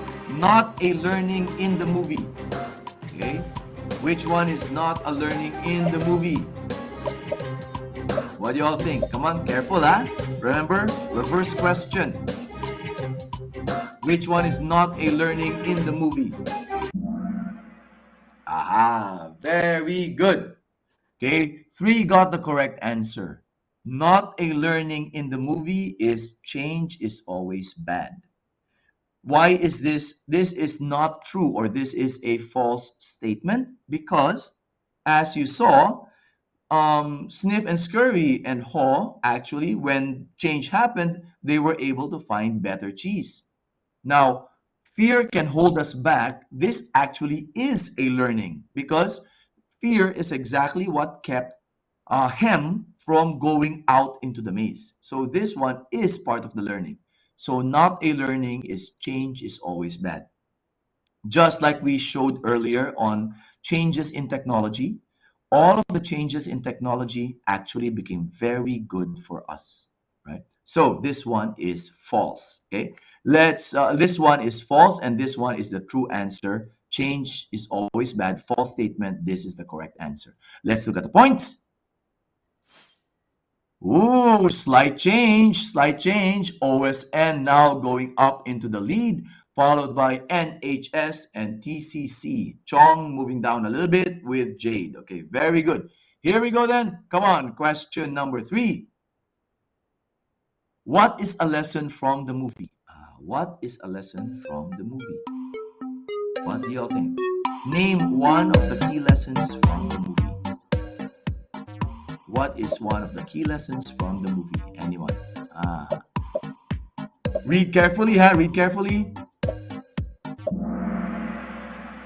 Aha! So all got the correct answer. We must accept that change is part of life. That is one of the key lessons shown throughout the different parts of the movie. That change will usually happen, and we have to be ready when that change happens. So good, everybody got the correct answer. Let's look at the points. OSN maintains the lead. NHS and TCC on fire. So this is our top 5. So everybody, be ready now. Players, ready for the final question in part 3. Be ready for the final question. Here we go. Name one of the key lessons. Name one of the key lessons in the movie. Name one of the key lessons. There's only one answer for this, huh? So, just making sure you all know there's only one correct answer. All right, very good. Everybody got the correct answer. Change always happens. This is one of the key lessons from Who Moved My Cheese? So change is an illusion, not true. Change is cruel, also not true. Change will always catch you by surprise, not a lesson. Because remember also the 2 little mice were not surprised when the cheese was gone, right? And change will not catch us by surprise if we are ready for it. So this is the correct answer. Change always happens. Very good. All right, so now for the final points, let's look at the podium. In third place goes to OSN. Well done, OSN, third place. And we have TCC in second place. Our champion for Who Moved My Cheese Part 3 goes to NHS. Well done. Give them a round of applause. Our runners-up are Chong and Jay. Good job, good job. Can we give them an emoji? Give them a hand clap like this. Give them a clap and a high five. So well done, everybody. Well done to our players. Good job to our players of Who Moved My Cheese Part 3. Thank you so much for playing. Thank you for playing and for joining us in that game. I hope you all enjoy the game. Now, to just wrap up our Who Moved My Cheese. So before we go on our afternoon break, so the key lessons on Who Moved My Cheese would be, one of them would be, change happens. Change is something that we have to accept, that is part of life, something that is always going to happen, right? So change happens. Change happens in technology, change happens in our day to day, changes in economy, changes in inflation. Of course, there was that major change that happened to all of us during the lockdown of the pandemic and COVID. So that was another major change. But basically, everybody, with life, change will always happen, right? Another key lesson from the movie: anticipate change. When we say anticipate change, try to predict, try to forecast how the changes is going to affect you. I already mentioned earlier, example, the budget, the national budget. So if you will study the national budget, how can you use the budget information to help you plan your business, to help you plan your sales strategies? How can it help you look for opportunities? So that is how we can anticipate change. On one example would be the release of the national budget information. And then monitor change. Monitor change would be keep looking at how things are changing around you. How is inflation happening? How is inflation affecting our clients' business decisions? How is we call this the weather? How is the weather and global warming affecting our business? Like I mentioned earlier, flooding is happening. Maybe, right? Maybe trying to sell products or services that will help cover more for flooding because of the weather can maybe then help you also in your business. So monitor what's happening around you and start to adapt accordingly, right? Another one is, as I mentioned, adapt to the change quickly. We must try to see how we can quickly adapt to these changing situations so that we don't get left behind. Don't be like a Nokia. Don't be like Fuji. Don't be like Blockbuster Video and so on. All of those name brands who are gone already because of not being able to adapt quickly to change.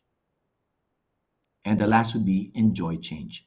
When we say enjoy change, if you're able to adapt already, how else can you enjoy those changes so that it makes it easier for you both mentally and emotionally?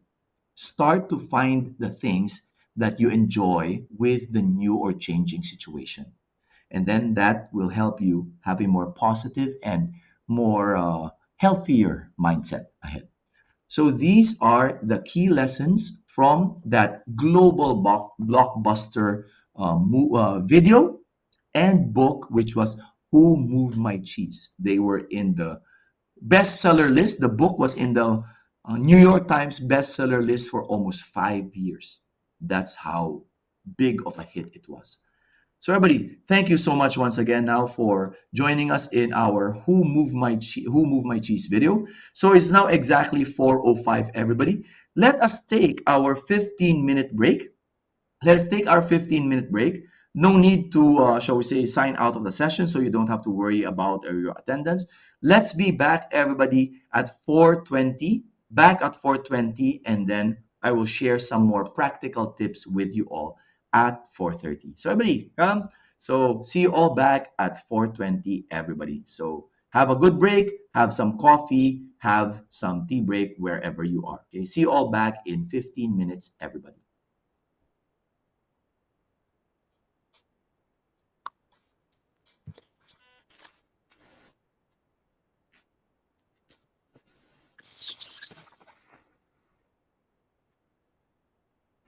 Neil. Hello, Neil. Yes, hi. Sorry, yes, I hear you. Hi, that's a very interesting, very exciting training. Thank you so much. Thank you. The way you conduct the training really keep everybody awake. Exciting. Thank you. Very glad to make a request. Sure. Neil, can you go back to the screen? The last screen on the third quiz, the results. Okay. The results. Oh no, I think I closed the window already on the results. Okay. So I closed the results already on the window. What did you need to see on the results of the quiz? Is it? The quiz, yeah, the third quiz, the results. Oh no, I closed the window already. I'm sorry. Oh, you can't. Never mind. Thank you. Yeah. Thank you so much. Okay, I'm sorry. I didn't know if you wanted to. I didn't know that somebody wanted to take a screenshot of it, but it was a good game. It's all right. Thank you so much. Right. You're welcome. Let's enjoy our break. Okay. Thank you so much, Sean. See you back in 13 minutes time. Thank you. Thank you for the feedback. Thank you. Bite-sized learning for our topic today. So we had just watched and got to enjoy a little bit of gaming fun when it comes to our Who Moved My Cheese, right? So why I showed that to you is, again, because it really gives some very simple and easy to understand lessons when it comes to how to effectively manage changing situations around us. That is why, again, it became a bestseller for 5 years. So we have to start looking at doing things a little differently. We have to start looking at how are we able to change the way that we think, to change the way that we approach the challenges and the problems that we face, so that we can be more successful in the things that we do. So doing things differently will also allow us to start looking at things with a different mindset, having a more growth mindset than a fixed mindset. A growth mindset is being able to learn and quickly adapt in the changing situations that you're facing so that you can be more successful in the things that you do. So that is one of the benefits of having a growth mindset. And with having that more positive, more resilient mindset, then there's a good chance you can now get better and bigger results. And hopefully these results will be the ones that will be able to move you to be successful in the things that you do. So this would be our developing a new and growth mindset. So now I shared this with you already earlier on how you're able to be able to move from a negative perspective or negative thinking to be able to adopt a more positive mindset in the face of challenges. So just a quick recap once again. You look at your negative situation, you look at the challenge or problems that you're currently facing, and instead of focusing on the negative, you flip it around to become positive. And this was my mental health tip earlier to you all this afternoon. How do you flip a negative to become positive? You try to get the learning. You try to get the learning out of the negative situation. Look at what you have learned from that negative situation. Look at how you can improve in the future so that the negative situation does not happen again, right? And start looking at what are the possibilities or opportunities that you can get from that negative experience or situation. That is how you flip things from a negative to a positive, right? So that is one other way to be able to develop a growth mindset so that we can be happier and have a more positive mental and emotional health. Now, let me now move to one of our next segments that will help you in terms of being able to use all of these techniques to motivate yourself or motivate others, right? So how can we use this to motivate someone and motivate others? Let us watch now this video. Everybody, in this video, it's what they call famous failures. Famous failures would be those who have gone down in history as having faced a lot of negative situations, but now, shall we say, are legendary in their own ways. Let's watch this video, please.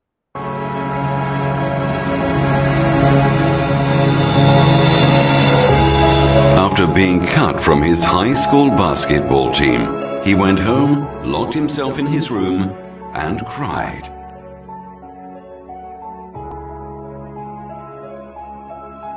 He wasn't able to speak until he was almost 4 years old, and his teachers said he would never amount to much.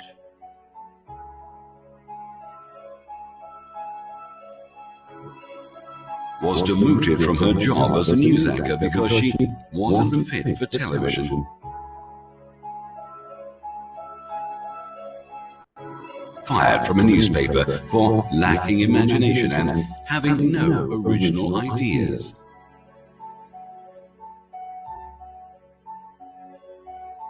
At age 11, he was cut from his team after being diagnosed with a growth hormone deficiency, which made him smaller in stature than most kids his age. At 30 years old, he was left devastated and depressed after being unceremoniously removed from the company he started.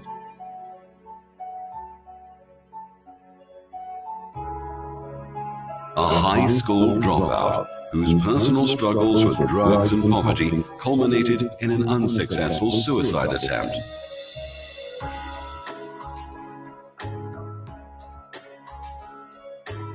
A teacher told him he was too stupid to learn anything, and that he should go into a field where he might succeed by virtue of his pleasant personality. Rejected by Decca Recording Studios, who said, "We don't like their sound, they have no future in show business."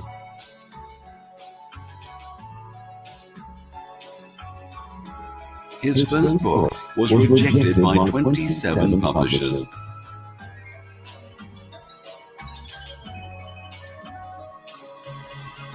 His fiancée died, failed in business, had a nervous breakdown, and was defeated in 8 elections.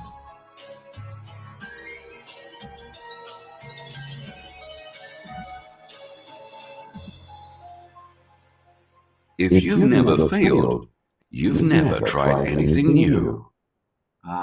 Very interesting, everyone, huh? Very interesting. So what you got to see there, of course, was as you recognize a lot of names, as you recognize a lot of the names, it was literally telling you so many individuals before had faced so many difficult situations wherein they had some negative experiences and their plans did not go according to what they wanted. So you had the Beatles, who got rejected by major recording studios saying that their sound was not original or it was not good. And that's the Beatles, huh? One of the greatest selling bands in history. You had Lionel Messi. Lionel Messi, who was cut from his team because they said he was too short. Too short. And Lionel Messi is a 3-time world FIFA champion player. You had Michael Jordan. Michael Jordan, who was also cut from his team, saying he was not good enough. And Michael Jordan is a legend in the basketball industry. You had, we call this Eminem, also in music, who almost killed himself through suicide attempt because he was struggling through depression, right? And look at him now as well, very successful. So all of those individuals as a sample have now been recorded in history as some of the greatest of all time in their respective fields. They did not get to where they were if they had not faced difficulties or challenges in their life. They would not be where they are if they were also, for those who passed already, like Steve Jobs. Steve Jobs, some of you, if not a lot of you, probably are using his product, Apple iPhone, right? So they've all gone through a lot of challenges, but they are successful because they were able to adapt quickly and they did not give up on their dreams, right? So one way that we can, shall we say, be able to achieve the things that we want to achieve in life would be to be more positive. Now, I've been talking about positivity already since the start of this session. Positivity in terms of changing negative experiences or negative situations to become more positive. But let me now share with you some more pointers or tips on how to become more positive and how to actively remove negativity So first of all, positive thinking, why is this important? Is because if we're able to focus on the good in any situation, right? Remember our earliest survey today in our session this afternoon was, if you look at the problems and the challenges that you're facing, if you just see them as problems, right, then that's what you see. That is your truth. You are correct. And having those kinds of thinking, of course, is not going to help improve your situation. And what's going to actually happen is it's just going to, shall we say, affect your mental and your physical health even more. So how are you able to be more positive would be to look at negative situations or the problems that you're facing and view them as challenges that you can overcome, challenges and opportunities that you may be able to see. And also just be thankful, just be thankful for the things that you have that others don't have. Flooding has been happening in East Malaysia. Flooding has been happening down south, right? And at least what we can be thankful for is, even just right now, is that even though there are major thunderstorms that happen because of global warming and climate change, at least we are not part of those poor people, poor communities, or the really affected communities in East Malaysia who had to leave their homes because it got flooded. All their memories, all their appliances, their sofa, and their homes all submerged in flood waters, and they had to live in temporary relocation centers, or we call this shelters. So that is already something that we can be thankful for that we are not going through. So that's an example again of positive thinking. So one of the things that's also keeping us from realizing our potential to be able to achieve more is these kinds of thinking, which is negative thinking. By focusing on negative instead of positive, it's holding us back from achieving what we want to achieve. So how do we create a positive mindset?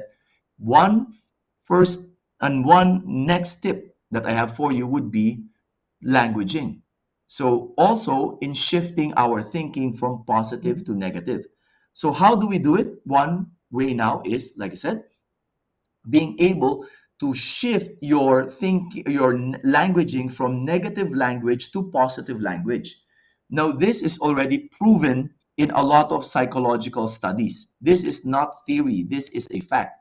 A fact is that if you're able to actually change how you use your language, the language in your head and the language that you tell others, it will have an impact on you and your mental health, and as well as your motivation.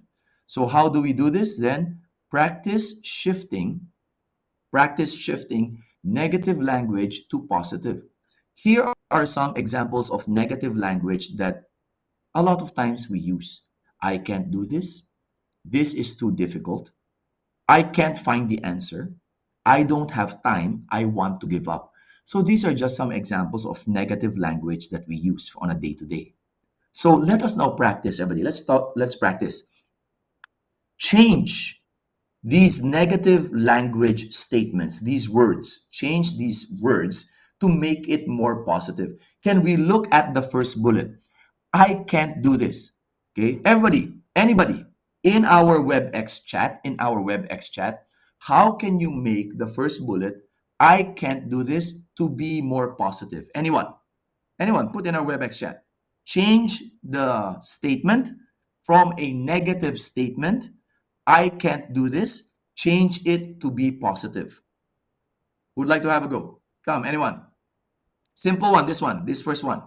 Change it from this negative statement, change it to become more positive. Anyone who'd like to have a go? Right? Adrian, Alex, or Hawk. Chong, maybe we'd like to have a try on this one. Simple statement from I can't do this, right? Revert it, change it to become more positive. Anyone like to have a go? Okay. So this is a simple one. So when you try to change this from negative to positive, it can be as easy as, right? I can do this, right? Or I will be able to do this. Ah, thank you, Lim. So you put this, I can do it. Thank you. That's exactly it, right? So thank you, Chong. Also, others can do, I can too. Very good. So those are positive statements. Thank you, Chong, and thank you, Lim. That is a good example right there of how you change it to positive. Work on the second one. This is too difficult. This is too difficult. How can we make that statement to be more positive? Anyone, give a try. This is too difficult.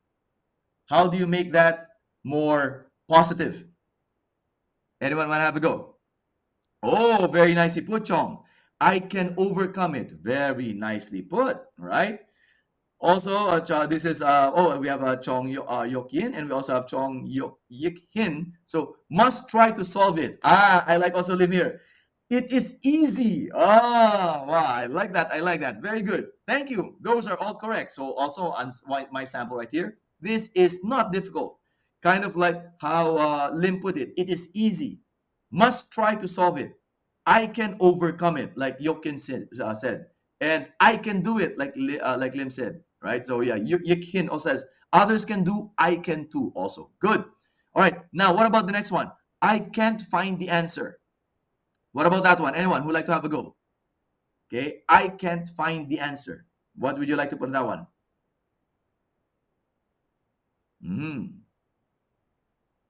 What do you think on this one? I can't find the answer. This one is easy, especially like nowadays. Like nowadays, right? Nowadays, basically, is that if somebody tells you I can't find the answer, there's a good chance they're making an excuse lah, especially with technology nowadays, right? Very good. So Hawk says, right, I will find the answer. Good. Okay, Tan is saying, must get from others' way to find the answers. Okay, that's one way to look at it also. And see, Wang Kyong is saying, ask ChatGPT. Exactly. Nowadays, everyone, to find answers, it's a lot easier nowadays. Technology has grown so much that it is easier to find answers. So I can't find the answer, I will find the answer. Exactly like Hawk said, I will find the answer. Or like Tan says, I will try to solve it. Or like Weng Kyong says, ask ChatGPT. So yeah, but remember, do fact checking of ChatGPT. Do fact checking. But yes, ChatGPT can really help. Use ChatGPT and AI to help you adapt to the changing technology and use it to your advantage. All right, this one, another very common excuse. I don't have time. I don't have time. Very common excuse used. So how can you make this statement, I don't have time, make it more positive? Easy one. Easy one. How can you make this one? All right. Woon Lee is saying, I will find time. Right? Lim says, I am free. Good. Wen Kyong says, sleep less. Actually, Wen Kyong is correct. Right? Okay. Or Hawk says, set my priorities. Very good. All correct answers. I will make time. I will set my priorities. Right? If I need to sleep less, I will sleep less. Right? And like Woon Lee says, it's all about time management. That is all correct, everybody. According to business studies, management studies, and psychological studies, the most common excuse used by people who are not putting or enough commitment into something that they really want is, I don't have time. If you're still able to eat a proper meal, like spend 30 to 45 minutes eating, if you're able to have time to scroll your social media, to look at your IG feeds, to post on social media, if you're able to have time to watch some of your Netflix shows, if you're even able to have time to have 7 hours of sleep in the evening, then you cannot say, I don't have time. You are lying to yourself and to others. Why? All of those things I mentioned can be sacrificed if you really want to achieve something for yourself. So if you have to trim down shorten your eating time to 15 minutes or even 10 minutes, then you're making time. If you're able to sacrifice a little bit of your sleep, so you sleep less in order to achieve something that you need to do, then you are making time. So there is always time if you know where to find it, if you know what to sacrifice to get it. Exactly like Woonly says, it's all about time management. Very good. Thank you. Now, what about the last one? Easy. I want to give up. How do we make this positive? I want to give up. Whoa, Hawk, very good. Thank you for putting it there. I will persist. Success is just around the corner. Very nicely said. Very nicely said. Okay, so good. So this is one. Who else would like to have a go? I want to give up. How do you make this more positive? So a good statement there by Hawk said, I will persist. That's a good statement. Anybody else want to have a go at that statement? Make it more positive. I want to give up. Okay. Wang Kyung says, go ahead, start over again. I like that, right? Yik Hin says, dedicated and happy work. Good. So dedicate yourself and try to be happy in your work. Very good. Thank you. So, like I said, like you all said, I will persist, right? Go ahead, try again or start over again, right? And persist in your work and try to do and dedicate yourself to your work. So those are all positive statements. Very good, everybody. Now, just to add a little bit more to this, when it comes to positive language, like I said already, words have power. Words have power because it is already proven that words that you use will have, shall we say, a mental health impact to you and to others who hear it. So if you have, shall we say, to use languaging, try to shift your languaging to be more positive. Here are more additional samples. Example, I want to quit. Now, sometimes we try to make it a little bit more positive, a little bit la, but it still has some negative wording to it, or it's not as positive yet. Example, the middle column, negative plus positive. I want to quit, but you want to kurang sikit la. Success won't be easy. Still not positive enough because you have the negative word won't. So there's literally a negative word inside your statement. And the idea that says success won't be easy, it is filled with doubt. It is filled with so much doubt and you're not sure. So then it's not positive lah. So then how you make it more positive? I will succeed, right? That's how to make it more positive. Here's another sample. This is difficult, like our initial statement a while ago. So here is a sample where the person tried to make it a little bit more positive, but not effective enough. This is not so difficult. Still got a lot of negative words in it. Not so difficult. The words that are in red are negative, right? So how do you make it positive? This is easy. That is really making it strong, positive statement. Here's another one. The economy is not picking up, right? Changing it just a little bit. The economy might pick up. Again, it's not sure. So make it very positive. The economy will pick up. And here's the last sample that I have. I can't do anything about this situation. Here is the slightly positive but still very ineffective change. Maybe there's a way about this situation. Again, so much doubt and uncertainty in the statement. So it's not gonna help much, not a lot, really.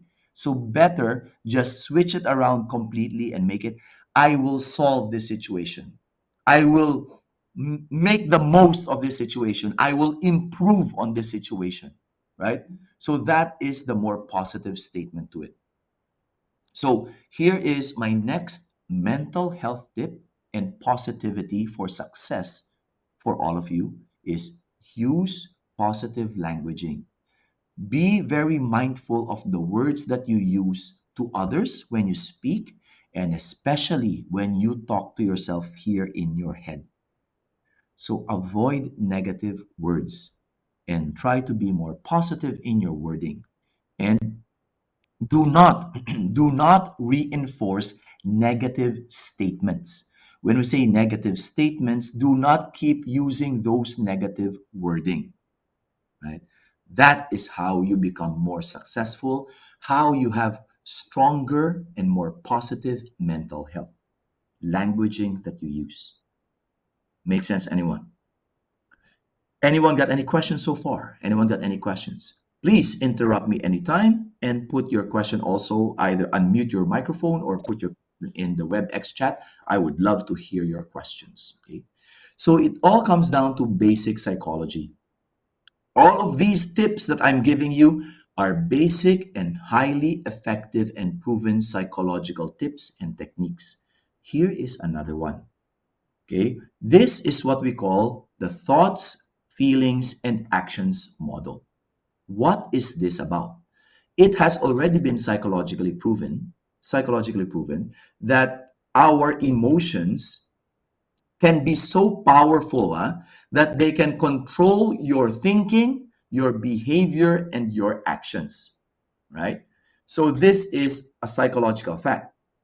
So then, how does it work? Is that when you think about something, when you have a thought inside your head, right? Those thoughts and something that you're thinking about will and can trigger or bring out feelings or emotions in you. And those feelings or those emotions can influence how you take action. It can influence your decision making. It can influence your motivation in yourself. So that is the thoughts, feelings, and actions, right? So here's a sample. How can you use this psychological technique of thoughts, feelings, and actions? How can you use this model of thoughts, feelings, and actions? How can you use it in order to motivate someone, to be able to motivate someone? First thing you need to do, right, is give a statement or a question that will trigger a thought in the person. You want them thinking about something, and that thought will help them in their mindset and their attitude. So first would be think about and ask the person a specific question or give a statement that will trigger the thought in the person that you want them thinking about. That is the thought part. Next, right? Get the person to bring up the emotion that you want them to feel. Do you want them to feel happy? Do you want them to feel excited? Right? Do you want them to feel joy at the thought that you are planting in their head? Or you can go the other way. Do you want them to feel scared? Do you want them to feel urgent, a sense of urgency? Do you want them to take initiative because you are you are raising emotions of fear and stress so that they will act and do something right away? So choose which emotion you want to bring out. Choose what feeling you want to bring out of them. Is it emotions like excitement, happiness, and joy, or is it emotions like nervousness, anxiety, or stress or fear? Right? It depends. Whichever one will, shall we say, help you convince them. And the last would be have him or her decide on a course of action. So the action would be then ask them what do they need to do? What do they need to do in order to change their situation? So that is the thoughts, feelings, and actions. This model has been proven already and is actually being used in psychiatric sessions.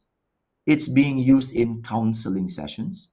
It's also used in coaching, leadership coaching, and it is used in sales persuasion techniques.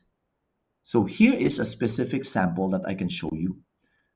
How can you use this same model, thoughts, feelings, and actions, and use it in order to motivate someone? Use it in order to motivate someone to meet their sales target. So, first step, ask them a question that will bring up a thought. Example right here on screen. How would you like to reward yourself at the end of the year? Right? How would you like to reward yourself at the end of the year? So maybe he'll answer, "Oh, I've been saving up already. I've been saving up already to put a down payment on a property that I would want to buy. Just a little bit more, just a little bit more, and then I will have enough for that initial down payment. That is my reward, to finally be able to, shall we say, take steps in order to own my own property." Maybe that's their answer to you.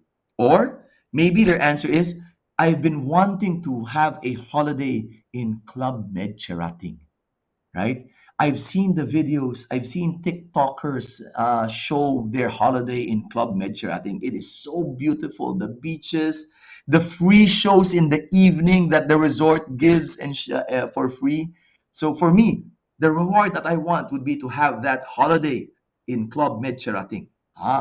So that's their answer, right? Now, next step, get them to really feel the emotion. Get them to really feel the emotion. Wow, that's a good reward, huh? Imagine to be finally having your own property in the future, right? Or wow, that's a good resort. That's a good choice of resort. Being able to go to Club Med, wow, that's 5-star, totally 5-star resort. And does it make you excited at the thought of being able to put up your down payment to your own property? Does it make you feel excited at the thought of being able to enjoy the beaches of Club Med Cherating, right? So ask those questions so that they can really, really bring up the emotion that you're having them experience. Because it is already proven that emotions can drive people to take action. It is highly motivating. So then you highlight the emotion and then you now call to action. Call to action is then you ask them, "So then what do you need to do in order to finally make that down payment to your property? What do you need to do in order to have that final push in your savings? Or what do you need to do in order for you to be able to book that weekend getaway in Club Med Cherating?" Then their answer would be, "Well, I need to perform better, Law. I need to close more sales. I need to close more deals. I need to find new clients." So then my bonus or my commission or my rewards will make it so that I can have those rewards to myself. See, so it's the call to action. So what you're doing is, as a recap, you ask them a question that will trigger a thought in their head. You then get them to focus on the feelings, the emotions that you're bringing out.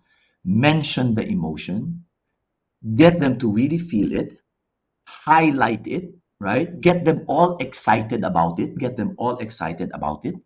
And then your call to action would be, you ask them, "So what do you think you need to do in order to achieve what you want to achieve as your reward for yourself at the end of the year?" Then you get them to decide. You get them to make the choice, to achieve what they want to achieve, to motivate themselves to keep going despite the challenges that they're facing. This is exactly that what is my team is going through right now, because me and my team have gotten a lot of rejections from proposals that we had sent to other clients. And me and my sales team are actually a lot behind on our sales quotas and our sales target. A lot behind that. For sure, it will really affect our bonus and our reward at the end of the year. So I really have to focus on, for me, and I use this on my team. I actually ask them these questions and get them to process their motivations on how to do better for our sales target. Excuse me. But also, I use it on myself, because the same model, so you can use it on someone if you want to help motivate them. And at the same time, you can use it to yourself so that you can motivate yourself. So this is how you use it in motivating yourself. You can ask the same questions. You can ask the same questions, but you flip it around. You ask it to yourself.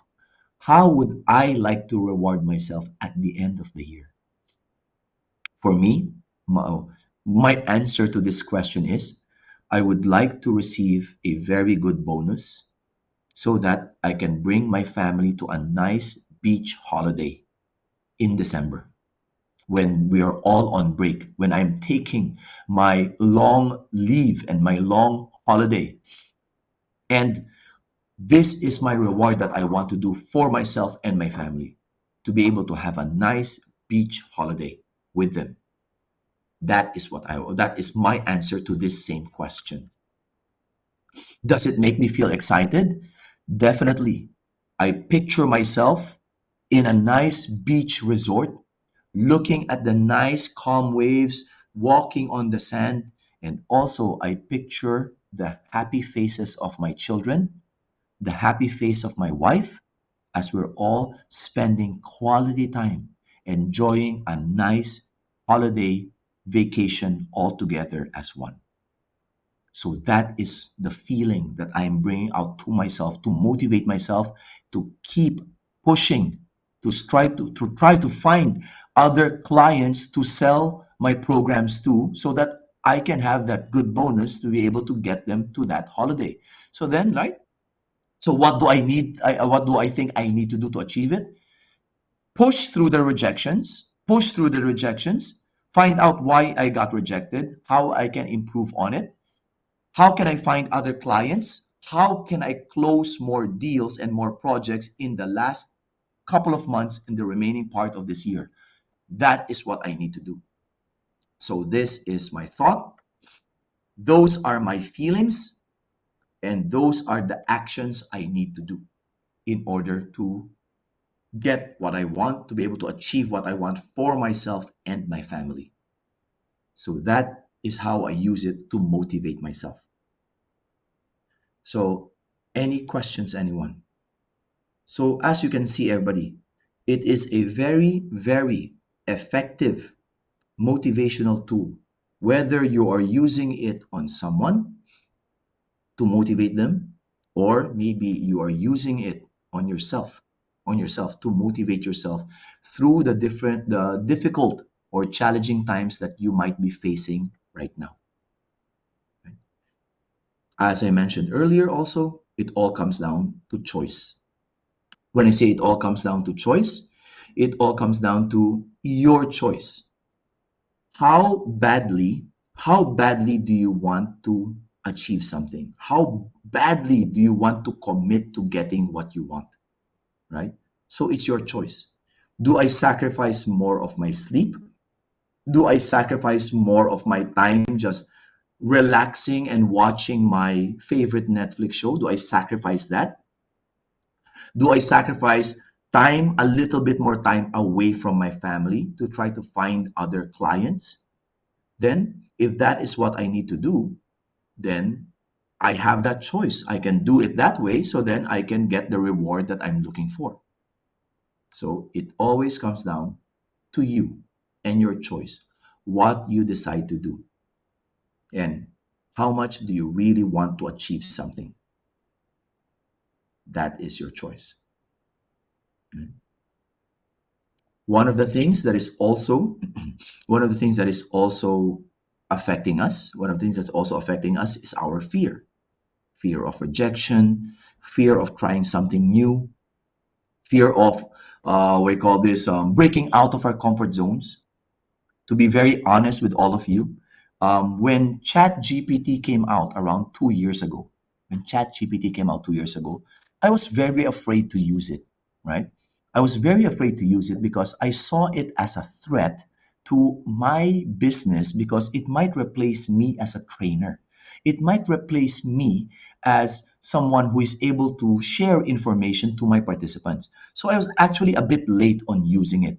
So it was also me being a little bit slower to adapting to technology and change. But guess what, right? Like last year, I finally broke out of my comfort zone and tried to really start using ChatGPT more actively. and I saw how it can really do help me in my work. I use it now to compose very nicely worded emails to clients.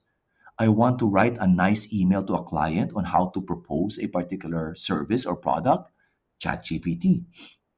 I want to be able to get ChatGPT to help me research what are the new rising trends. What are the rising trends in learning or new rising trends in terms of training? I use ChatGPT. I even use ChatGPT to help me in my proposal creation. ChatGPT create a proposal with these bullet points and so on. So because I did that, it has actually helped me.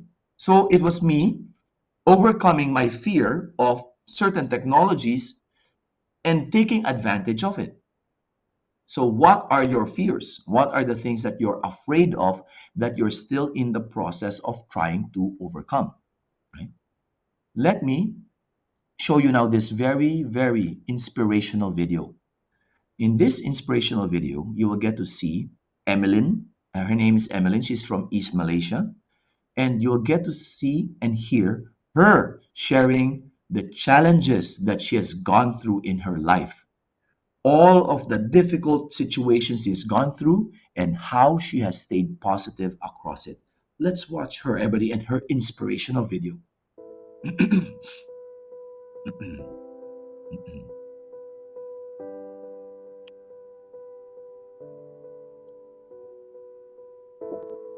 When I was just 2, I kept falling sick and was really, really pale most of the time. After a high fever, I was immediately rushed to the hospital and I got a blood test done. And that was the day I was tested positive with beta thalassemia major. And I remember each time I ended up crying and screaming in pain and agony because they would poke my tiny arms with needles and also my feet at times. And that was not all. I remember the butterfly needle. And that needle had to be inserted into my stomach for 12 hours straight every day. I had the opportunity to undergo a matched unrelated bone marrow transplant in 2006. I had to spend 7 whole months in Kuala Lumpur because I'm from Kuching. And I had to skip whole year of school, and back then I was only primary 2. Eventually, I started on oral chemotherapy drugs. And then one day, I woke up, I scratched my head, and then I saw hair on the palm of my hands. That was when I was like, wow, this is really happening. Just weeks after the successful transplantation of my new bone marrow, the doctor came into my room one day and he told me I was struck with yet another serious complication called the graft versus host disease, or otherwise known as GVHD. And it's basically an autoimmune disease. The bald patch on my head is because of that. And the discoloration on my face is also because of that. After the transplant, I was on a high dose of steroids. So then I grew really, really fat. When I returned to school the next year, which was in 2007, no one could recognize me. So I was just sitting there on my table all alone. I was scared to reach out to the rest of my classmates because I felt that I was very different from them. And I was really, really scared of being perceived as ugly because deep down, I agreed with them. In the middle of that year, I was bullied. I was called hurtful names and was probably even deemed as fat or ugly to a certain extent. It did affect me quite badly. I think things got so bad to the point where sometimes I just come back from school, isolating myself in my room and the toilet, crying all by myself. And I would be like wondering, was I really that unsightly, that monstrous? After the transplant, I thought I was finally all over. But once again, I was wrong. I was diagnosed with bilateral cataracts in both of my eyes. In 2010, I was diagnosed with hormonal insufficiency. And back then, I had a little bit of stunted growth. And a few months later, I was diagnosed with atopic eczema. And I remember my hands being so red, so dry, and so cracked. And the pain was so excruciating. After that, I was diagnosed with type 1 diabetes. And this is my 8th year living as a diabetic patient. But as I grew older, as I matured, I slowly learned to accept myself, my imperfections, my flaws. And I realized that they were really beautiful because they were scars of the battle which I'd fought, and they were part of my journey. On the 29th of September 2017, I made another courageous decision in life to take a step further. I wrote a book, and it's called The Journey to Becoming Fearless, a story of hope, courage, and strength. I want to be a voice that speaks on behalf of those in the same shoes as me, especially those fighting an illness, facing hardships, or even those repressed by insecurities or extreme vulnerability. I chose to keep fighting because I didn't want to let my loved ones down, and I didn't want to let myself down.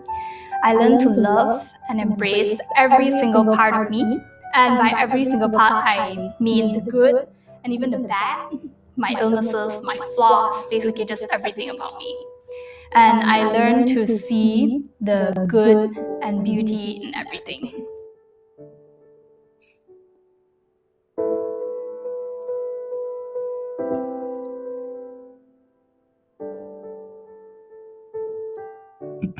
And there you had her sharing of all the challenges she's gone through in her life in such a young age somewhere.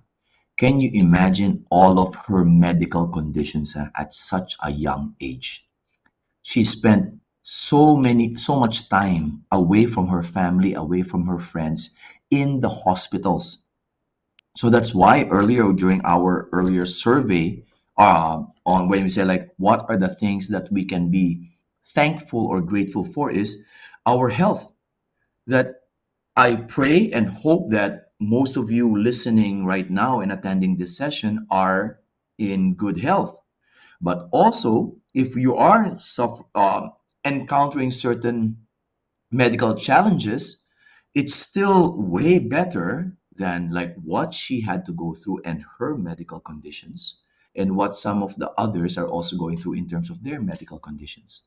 If you're still able to move around, if you're still able to do a lot of the things that you like to do, then you are still in way better health than so many others out there. So let's be thankful for that, right? So this is Emmeline, and she is now a motivational speaker. Not only, of course, is she an author of her own book, a major achievement by itself, but of course, the achievement of being able to have a positive mindset in the face of all of the medical conditions and challenges that she's gone through. And now she's a motivational speaker trying to help others live through, survive, and be positive, be strong in the face of their challenges as well. That is Emmeline. So just as some of the last parts of point tips that I can have for all of you, everybody. So one of the things that we want to know for ourselves, to be honest with ourselves, that will help us through the challenging times is what drives us, what motivates us, what is our purpose, what is it that you really want to achieve for yourself. So I want you all to do this very simple exercise wherever you are. You can do this in your head, but if you can actually write this down, it will be even better. What is this? This is what I call the purpose triangle. Purpose triangle is right in the middle, what gives you purpose? What motivates you? What is it? What is something that you really want to be able to achieve for yourself? That is your purpose. Now, how do you answer this purpose?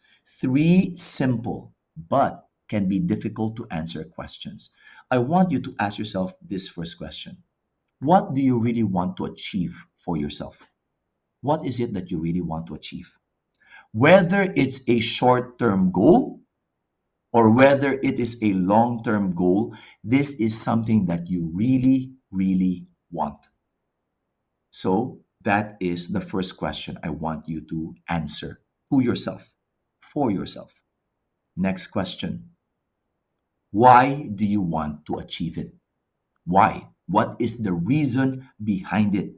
Why do you want it so much? Right? So that is the next question.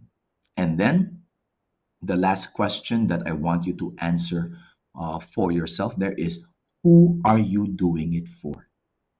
Right? Who is it for? Is it for yourself, which is no problem because that is something for your own development or your own growth or your own achievement? Or are you doing it for someone else? Are you doing it for your family? Are you doing it for your parents or your loved ones? Who is it for? So these three basic questions, right? Write it down clearly somewhere or put it clearly here in your head. What do I really want to achieve? Either in the short term, the next few years, or in the long term, a decade from now. Why do I want to achieve it? What is the reason behind it? Why is it so important? And then the last question, who am I doing it for? Is it for myself? Is it for you? Is it for your family? Is it for your parents? Whoever, right? So answer these three questions very clearly. Be very specific about it. Write it down somewhere so that the next time that you are facing a difficult situation, the next time that you're facing a difficult situation, the next time that you're feeling a little bit demotivated, that you're feeling a little bit down, you look to your answers. You look to your answers in these three questions, right? So that it will help motivate you during that difficult time. So everybody, I give you all 3 minutes, 4 minutes for this exercise, and then we start ending our program. Take 3 to 4 minutes, everybody. Please do this for yourself. Do this to help motivate you during those challenging times. Ask yourself and answer honestly these three questions. Go, everybody.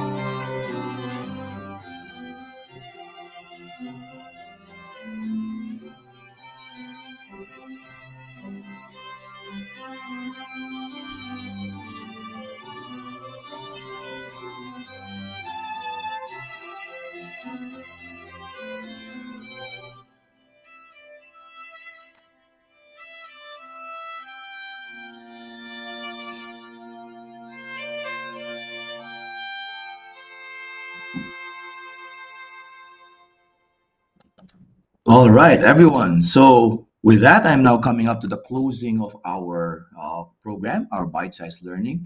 Do you have any questions? Please, I welcome any of your questions, whether it's how to apply these techniques, questions about motivation, anything. You can unmute your microphone or type your question here in our chat box, right? So anybody, any questions, please? Any questions? All right. So if there are no questions, again, I thank you all for your participation. Thank you for those who've been actively engaging themselves in our surveys, our polls, and our chat and our games. Thank you so much to those of you who have been participating. And for the rest, also, thank you for your attendance. Now, I now hand you all over to Alex so that he can then walk you through the Slido and basically the completion of your CPD session and your poll. So Alex, over to you, please. Yeah, thank you very much, Neil, for very insightful and wonderful sessions, that you have done for this afternoon, Now, for the rest of the agents, please stay tuned because I'm going to do or launch the polling right now. Make sure that you actually get it completed before you leave the training hall, Just give me 1 second for me to launch the polling. All right, the poll has been activated. Please get it completed before you exit this training room. And meanwhile, I think thank you, Neil, for wonderful sessions. You may exit this training room. See you next time, Neil. All right. Bye, everyone. Good luck. More success to all of you in the last couple of months of this calendar year. Good luck, everybody. More success to all of you and more happiness. Bye, everyone.